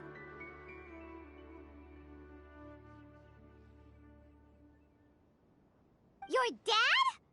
Tanja's your dad? As in you're Tanja's son? Uh-huh. Ah, Paimon sees. That guy at Akara Crash told us that Tanja brought his son along with him. So he meant Razzie. Why are you here on your own, though? Did you and Tanja get separated? We had an argument. I was upset, so I ran off here by myself. Oh, in that case, we should take you back to Gandharville first. Then we'll look for your dad and tell him where you are. No, I'm good. Thanks for your advice, Kale. I'm not so upset anymore. Come with me. I'll take you to him. Yay! Thanks, Razzie! Paimon thought we'd be spending the whole day looking for him.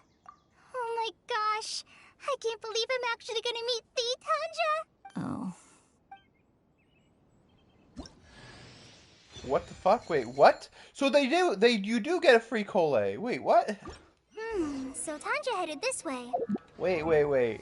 I was reading that you got a free one for doing the event. I thought you got a free Cole at some point, but like there was like a whole bunch of evidence. Well, not really evidence, just like no one was making it sound like you were gonna get her for free, basically. That's so weird. Yeah, I don't have enough to do anymore. Well, cool. Cause yeah, she's pretty cool. She's a good character.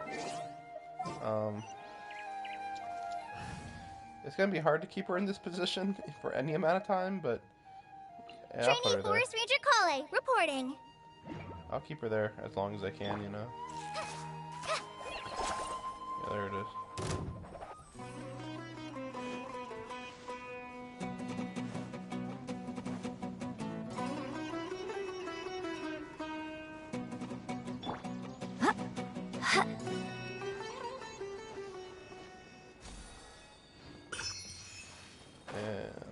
Yeah, there's side quest.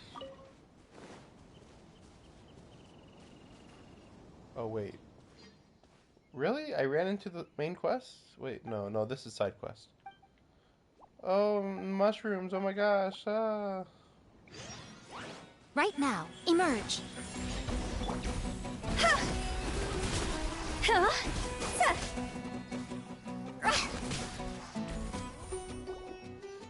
Thanks. Oh man, I'm Rana. Yep, we're from away. We're not from here. Yep. Yeah, you're from somewhere else.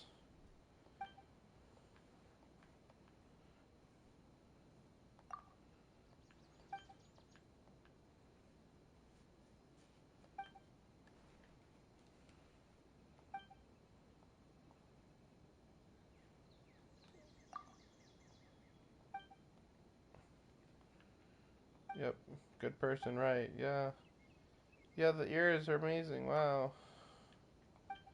Yep, sure, whatever. Time to go do my job now. There's beasts everywhere. Be careful. Okay, whatever. Yeah, meet you wherever. Wait. Okay, I guess I'll deal with this later. I'm just wondering. Yeah, I was like, wait a second. What's the deal with this over here?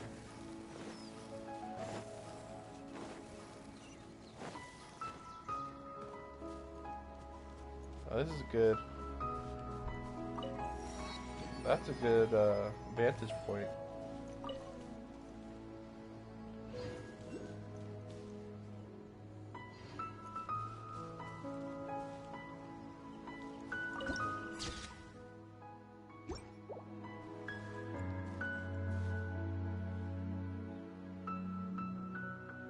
Oh, there's the city. Yeah, it looks different from this angle. So it is basically where it always was. Which is to say I first noticed it like here, and you look this way and you can see it. So it's technically right here. Yeah. Like here-ish. I'm thinking that that's Fontaine. Because that's like where they would get their technology and stuff. Silly. Because they're the most modern city. Anyway, ooh, wait a second. Well, anyway, I'll see you guys in the morning. Hopefully finish this all up.